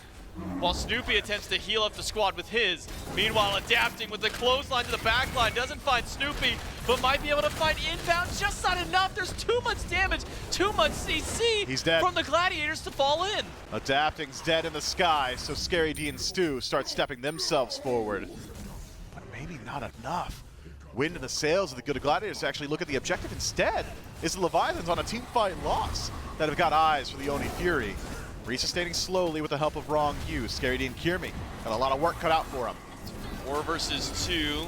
Stu's been able to get a little bit of healing. Snoopy not enough. Reverse rebuke there. Scary D now caught out by himself. Can't go between the walls. And instead has a root onto Wrong U. The knockup is good and Stu turns it around. He's on a killing spree. And Kierme wants to make it a little bit more. But a taunt doesn't land. He throws the minion out, but it dies before he can toss it through. While Scary D and Inbound continue their Nice push pull. in. Good Push Aegis. against the wall, but Shinto lives through. Scary D very low. Zapman on respawn. No ultimate, so no chase potential. So the Leviathans maybe lose a couple of team fights back to back, but have done enough up until this point to mitigate that loss and preventing that Fury from falling. I think the most significant part of that exchange, the Leviathans will be nursing that 2,000 experience, though, has been completely equalized. I've seen a few too many attempts on Soul Laner's lives so far this set. Scary D survives for far too long in spite of a phenomenal ultimate placement from Wrong U. Pins him against that wall, even connects 2 stuns on the tail end. But with Kierme creating some space and damage from Snoopy towards the tail end, the Leviathan's not able to secure that kill. This does leave the objective available, so I wouldn't be surprised to see both these teams regrouping shortly. Try and take down that Oni Fury. Tier 1 tower gone in mid now for the Gilded Gladiators. And so, if the fight starts to go south for them, they'll have to retreat a bit further. Now Snoopy catching himself back up. Shinto was down about a level and a half, but with that one fight, brought Snoopy back in. 1-2-2 for him. Not the most impressive start compared to the 3-0 for Shinto, but Shinto's just not been able to get the same level of farm that we saw even last game, where Shinto was level 20 by about the 19 and a half, nearly 20-minute mark. Just haven't been able to get that same level this time through. Hasn't even gotten close to his level 15 just yet, so Leviathans lose out on that experience lead that they had, still maintaining a bit of the gold, but maybe not as drastic as it could have been. No, not at all. I think the difference is, legitimately, is that Adapting's playing Bakasura, so he can clear his own jungle very quickly. Shinto has been making a bit more rotations towards these side lanes as well, so hasn't been farming as much, but if you look at the player damage charts, I think you'll see what he's been up to instead. Top of the charts, and it's not even close. Nearest 3,000 behind. This early in the game, 3,000 damage, hard to come by. Oni Fury, pulled by the Gilded Gladiators. Leviathans, slow on the uptake here. Zapman spots it, but it's burning fast. He's here, he's got ultimate. Final K, meanwhile, wrapping around the backside of his fight. River's thrown out, and the Gladiators do get the Fury, but Final K is now collapsing to the carry. Zapman tries to deal with Kierme while Adapting takes down Scary D, and now the cripple is stopping Snoopy and Stu from being able to find escape out. Adapting and Shinto team up for the damage while Zapman solos out Kierme, and now Inbound surrounded by 5. The Leviathans chop down the Gladiators. Is that fire? And they'll rotate over to the right side, and Fire Giant under their sights. I think that's gotta be Fire Giant. You've got so much time to play with. And Scary D doesn't even have teleport. A bad situation becomes worse. On the tail end, the Gilded Gladiators decide an active decision. We need to get the objective aggressive, and then it's going to be a disengaged call. Kirmi tries his own Zapman, instead taken out, and it's the Leviathans who may have lost the objective, but won the battle. 4 dead on respawn. Takes about 15, maybe 20 seconds to get to the Fire Giant pit, and I don't think anybody's en route. The Leviathans will take the biggest neutral objective, 0 fight back. One of the fastest fires that we've seen so far this playoff event, just shy of the 17-minute mark. Leviathans take a Fire Giant and have now boosted their lead back up. 4,000 for themselves and a little bit extra with this Pyromancer going down. Now puts yet another Runic Bomb in their pocket. First one used on the mid-tier 1. Now another one to start up for the next siege, but with how close the map state at least was, I mean, only one tier 1 left standing on the left side, and tier 2s, maybe unlikely a Phoenix is broken with this siege. You know, Fire Giant this early has traditionally not been the most valuable. Knocking down a few towers, absolutely. Grabbing Gold Fury on respawn, to be certain, for the Leviathans. But that 1-3-1 split from the last game is still in the back of my mind. And I had talked to some of the Leviathans players afterward, and they're like, yeah, I don't know what happened. We just spaced out. It was some of the worst Smite we played. First 20 minutes were good, though, right? I was like, yes. So we'll see. They're able to clean it up a bit already, starting to scatter across the map. But looking at Shinto adapting, moving over towards the left, inspires me a bit with some confidence in their ability to go ahead and start pushing into this tier 1 tower. Fine, does not have teleport, so where he stands is where he's going to be. Has to walk anywhere on the map. On the right-hand side, could fall prey to the significant grouping from the Gilded Gladiators. Just trying to knock down a few towers before the Leviathans approach their Phoenixes. It's a 3-2 split by the Leviathans. The 2 in mid, the 3 on left, I get shoving behind down a 3-2. towers. Well, now the 3 of the Gladiators, they got to make it back quick, but again, unlikely to push into a Phoenix unless maybe a pick or 2 came the way of Leviathans prior. They'll work their way onto a tier 2 tower for as much as they can, but just adapting alone is not enough damage, especially without the minion wave standing by with them. So Leviathans have cleared out everything on the left side of the map, barring the Phoenix at least for now, but Gold Fury still a minute away. Could be the last thing they grab with this Fire Giant buff. Yeah, 1 minute on the Fire Giant. I think they could probably keep pushing into this tier 2. Zapman seems unwilling. Got a couple of pings. So the Gilded Gladiators realize he's on the left-hand side. Leviathans just peppering in some damage. The 2-man core, Final K and Rongyu, not going to get a whole lot done on this tier 2 tower line. So Leviathan's happy with the lead that they were able to establish with this first Fire Giant this early in the game. I'd argue very good value in that Fire Giant as well. Clear out as much farm as they can on map, strip away some of these buffs, grab the neutrals, maybe even look towards the tier 2 on right. You can keep the Gilded Gladiators guessing on where the push is going to be. Easier time knocking down one of these towers. But this early, we're essentially just spinning our wheels, waiting for that next objective. Adapting, looking to take away the chest camp, but maybe a bit early on the rotation to it. As long as he sticks around for a few more seconds, should be able to strip that free gold away from the Gilded Gladiators once that one spawns back in. And it's a full camp as well. 5 full stacked on it would be a great resource to strip away from the team. But for now, it'll just be a clear out of the jungle by Leviathans to try and keep things away from the Gladiators. Not going to go back to that camp. Instead, it'll be inbound, clearing out all 5 chests to give that gold over to his team. While the Leviathans go for a little bit more gold. How about a Fury now for Leviathans? Hey, that's interesting. Inbound's actually a level up on Rongyu. Not sure when that would have happened. This is farming a bit more on his own, I suppose, whereas Rongyu has been hovering the jungle for the most part, letting the rest of his team soak up that farm. So 1 level in solo, 3 in the jungle, 2 in mid, and then parity between these hunters. It's the current state of things for the Leviathans and their levels.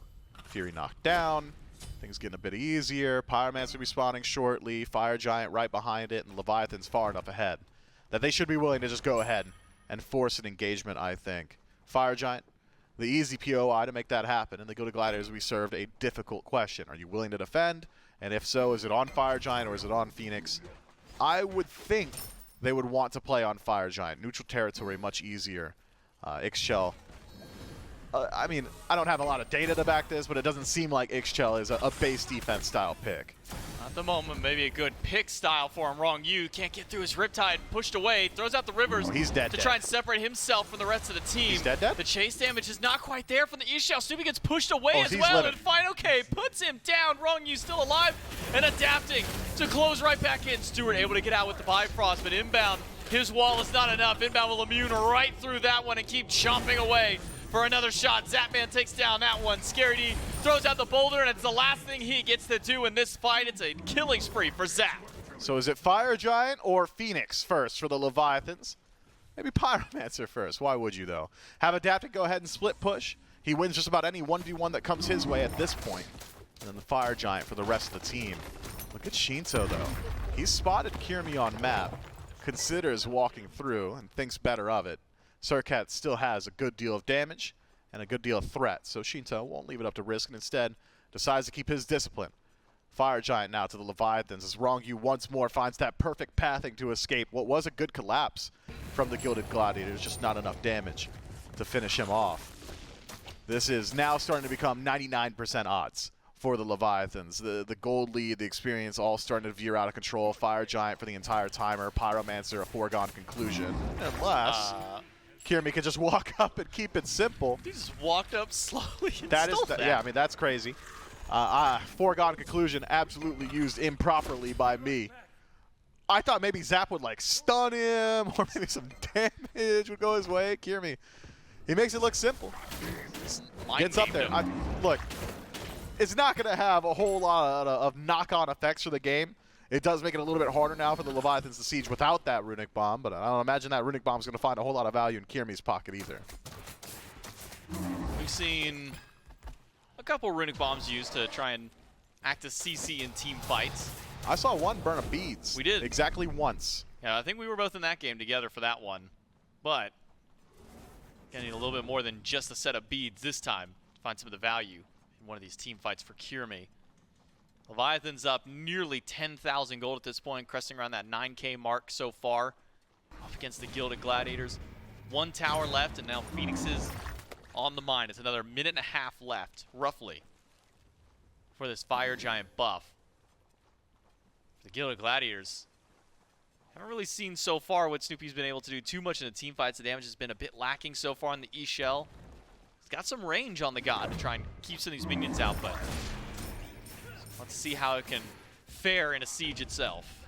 You know, we'll see. The Leviathans finally now starting to approach in towards these Phoenixes. Good deal of poke immediately. So we know Shinto's hitting hard. Phoenix is not taking a whole lot of damage, though. Keep your eyes on Rongyu's ultimate. That's the true dedication button. That's when you know the Leviathans are actually going to commit to the fight. Fire Giant timer is starting to wear thin. Only about 55 seconds left on it, and the Leviathans have not made a whole lot of headway. So rotates mid, makes it a 3-2 split. 3 advantageous towards mid. Snoopy throws out some damage. Final K and ultimate, and as well as adapting, Snoopy has to use all of his relics just to stay alive and fight back, but he's not getting any value from the heal on his ultimate. Instead, it's just zoning away. Rongyu was hit by the ultimate from Stewart, but the damage has been done to the Phoenix. Kirmi dives in, double stun on top of the duo of the Leviathans, but everybody is so low on the Gladiators, they might just have to give up this Phoenix. His Final K has returned to the fight. Snoopy has got nothing to defend himself with, but the bird is not the focus. The Leviathans are going for kills. They've won a little bit more damage. Adapting, lines up against Kirmi. It's a good matchup for Bakasura so long as he's got ultimate, and he has not. Tanks up the bird, and Kirmi adapting falls down. 50 seconds of the grayscale to think about that one. As they split damage between the Phoenixes, both standing at 10%. The Gilded Gladiators successful in their defense. Leviathans just not able to secure those kills. Great peel from Kirmi throughout the entirety of that fight. Gotta be the MVP for the Gilded Gladiators. Not only does he knock down Adapting, but he keeps Snoopy alive single-handedly. There's a dive from Adapting where he would have secured the kill with, what, maybe 1-2 more auto attacks, even through the relics of Snoopy. But the ultimate from Kirmi prevents that from going through. And from there, the Leviathans fight begins to fizzle. That said, the Gilded Gladiators are not out of the fire just yet, J-Mac. Things are still looking dire. And with Fire Giant spawning up very shortly, gotta think that's where the Leviathans move next. 20 seconds left. So Fire is back, adapting now, respawning. We'll be able to make it to that objective in time and set us up for another potential 5v5 on that right side of the map. With both Phoenixes still standing, no need to worry about minion waves pushing in, no fire minions to have to deal with. So the Gilded Gladiators can try and fight at full strength. And do you think that maybe the full strength in the jungle is one of the best spots for the Leviathans to fight up against this objective? Maybe I don't even have to ask, because it doesn't seem like the Gladiators are willing to fight for a Fire Giant. It's set to full 5-stack over to the left side of the map by the Gladiators. They're keeping the minions out, but they're not doing anything right now. They're not pushing into a tower just yet, even with all 5 there. Instead, they shove up a wave and they start a group back to go back to base. Yeah, waiting for that minion wave on left. They should knock down this tier 2. Stu sticking around, has got the damage for it. Scary D will tank it up for him. So tier 2 tower taking a little bit of global gold for the Gilded Gladiators as they bolster their defense, getting ready to defend up in their base. Right side, the target for the Leviathans, the last remaining tower. Might as well grab a freebie. Tier 2 will go quickly. I had thought they'd try and regroup on either mid or left as quickly as possible to actually make use of some of those weakened Phoenixes instead. Allow them to regenerate just a bit more. The right side, the target. Minion wave here, but unwilling to commit just yet. Kirmi, significant, has proven to be a thorn in the side of the Leviathans on the last couple bits of aggression we've seen from him. Maybe he puts a target on his back. Ultimate by Snoopy to try and get some damage through, healing up inbound as well, but the damage just isn't there against the Leviathans, and inbound just barely lives through himself. Forced now to go all the way back to the Phoenix and force another 4v4. Actually a 4v3 because Adapting sticking over towards the mid. Leviathans keeping the Gladiators on their heels under the Phoenix. They are. Meanwhile, Adapting has finally used his ultimate up against Kirmi, forced to use his own beads, cannot step up to defend, so mid Phoenix gone. Meanwhile, on right, the team fight roars, and inbound drop low. Shinto doing so much damage with the ultimate. Phoenix still at half HP. Adapting did take out the mid burn, is waiting for a chance to collapse back in. Snoopy by himself. Scary D has already used his dash, and Adapting is chopping through the back line. Snoopy gone. Scary D might just be the next one to go, though Kirmi does bail him out for a moment, and Kirmi gets the dash to make it back to the fountain. And on a 4v5 defense, the Leviathans aren't sure of their odds on a Titan siege. Kirmi maintains his ultimate throughout all that. We'll see if it pays off. Connects with Final K, pulled back, punch connects, damage there from Stu, but a dragon flight buys some space. Okay, still alive. The heals, the shields are keeping him alive. Scary D instead pushed back, and Adapting takes him down. Kirmi forced to go back to base, and now maybe on a 5v3. The Leviathans a bit more confident with this push.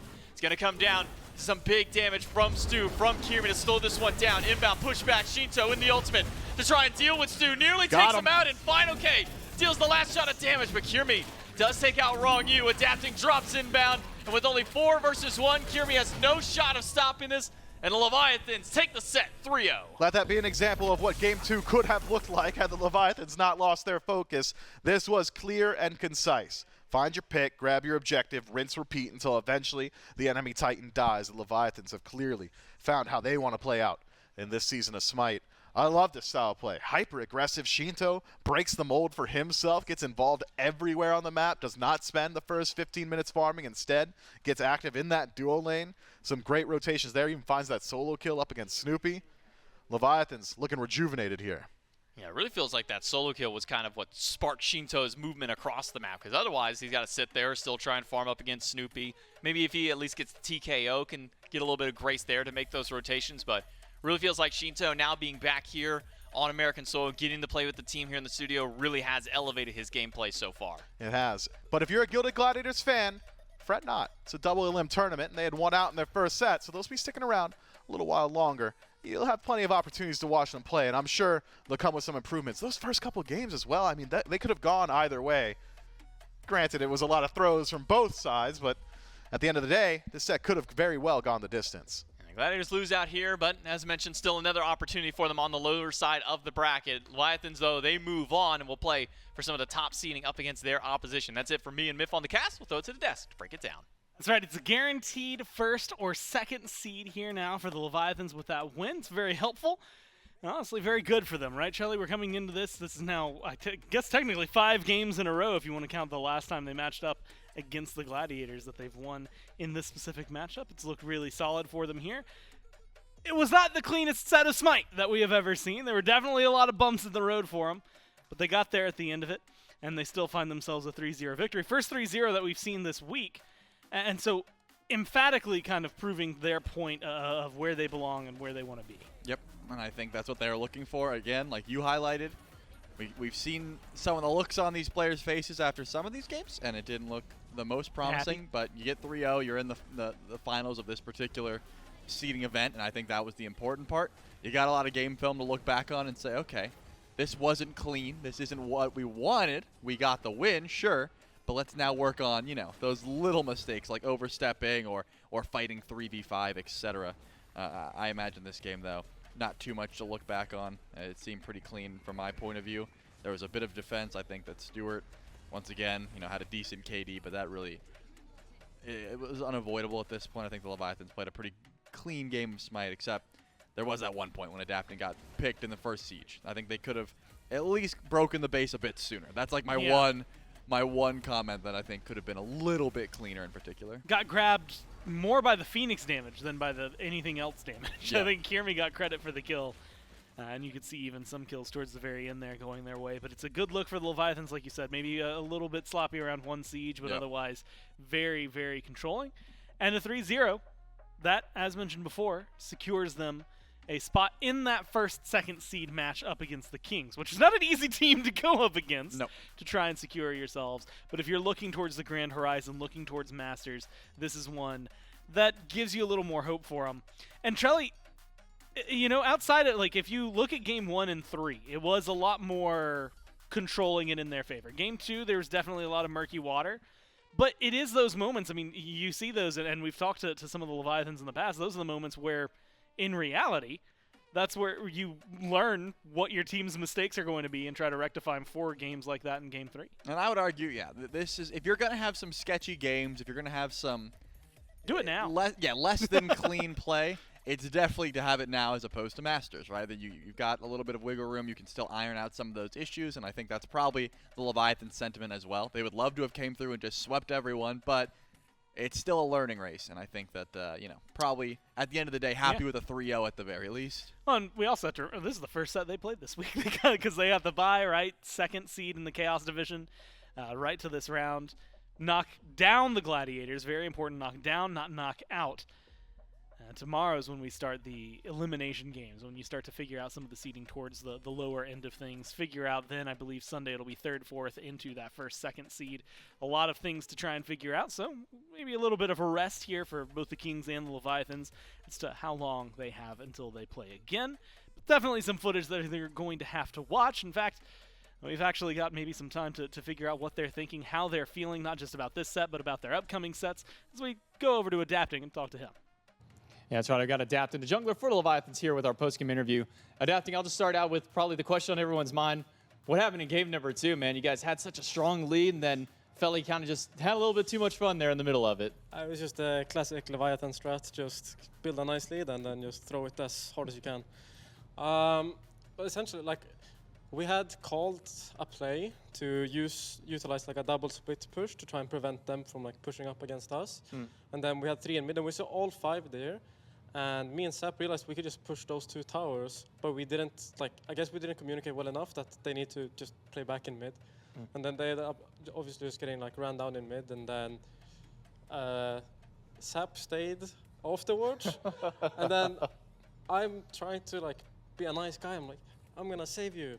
And I didn't save him, and I died instead. And yeah. Not quite working out there at the end. But Aden, talk to me a little bit about your next matchup, going up against the Camelot Kings, fighting for that opportunity for that first seed moving into the Masters. How important is a set win like that one for you, getting that first seed opportunity? I think it would be very good just for the momentum and a confidence boost, and just kind of making us feel like we're on the right path. Because I think even though it was sloppy today and we played bad, I think we had way better understanding of what we wanted to do in the games. We had an understanding of where we wanted to take our drafts and how we wanted to handle things. Whereas in the online phase, we kind of just been rolling up game, and it's oh, what do we do here? Right. Now, we're going against the Camelot Kings, man. They've been struggling a little bit during their regular phase, had a bit of a tough time, got their win today, looked very strong up against the Hounds. How do you feel about your matchup going against the Camelot Kings tomorrow? Wait, do we play tomorrow? Or Sunday, I should say. Okay. Sunday, the next matchup that you do have with them. My heart. I think we can definitely beat them. I think it should be some good games. They've been playing better, and I feel like despite us throwing a bit, we're playing better. So it should be a really fun set. I'm looking forward to watching the set. Adapting. Congratulations on your win. I'll let you get back with the team. We'll throw back to Des to close it down. 3-0, and they get to move forward again, guaranteed in the top 2 seeds out of this one. And Trelly, it's been a good performance for them. The only 3-0 that we have in this tournament. And as was noted towards the very end, we won't see him again until Sunday when they play up against the Kings tomorrow. If you're wondering who we're going to be seeing, we'll take a look at the bracket so you can see where those matches are going to be. It's up towards the bottom, down towards the bottom. The Hounds taking on the Ferrymen, the Gladiators, who will now be finding themselves against the Dragon. And you might recognize this. First off, the Hounds and the Ferrymen just cannot seem to escape each other these last couple of weeks. Yep. The fight in the Order division that was necessary for seeding, and then a tiebreaker that was necessary for seeding, and then now another matchup that is necessary for seeding of those two teams constantly finding each other. That'll be the one I believe that we're starting the day out with. And then the Gladiators and the Dragons. Again, another matchup in the Chaos division. You got to see quite, I guess only 2 times so far this last phase. And I'm excited to see what that has to offer for us. The Gladiators have been looking better. The Dragons still leaving a lot of questions around. I think both of these sets are going to give us some very interesting Smite. And that's the interesting thing about it. I know we just used interesting twice. That's on me. But it just seems like so many teams can beat each other, right? Yeah. It's not like, oh, this team just wins out, except the Warriors, of course. But in this case, it's like, oh, but the Gladiators get the better end of the Ferrymen, but then of course the Ferrymen beat the Hounds, and it's just so. It's whoever shows up on the day, of course. Yep. We always talk about that play on field, but also new strats, right? I think that's a big deal. Not sticking to, oh, we just have to play these like meta picks. We're gonna throw something new in the mix. Sometimes it works, sometimes it doesn't. But I'm excited to see, what the future has in store. What kind of Smite are they going to give us? Yep. Look, it's nothing but best of 5s this week. So far, we've got 4 down, 4 left to go, and we're going to be starting it again tomorrow at 11 a.m. So thanks for tuning in today. From myself, from Shelly, everyone back in production, everyone here at High Res Studios, we appreciate that you decided to spend it with us. We'll see you tomorrow to do it all again at 11 a.m.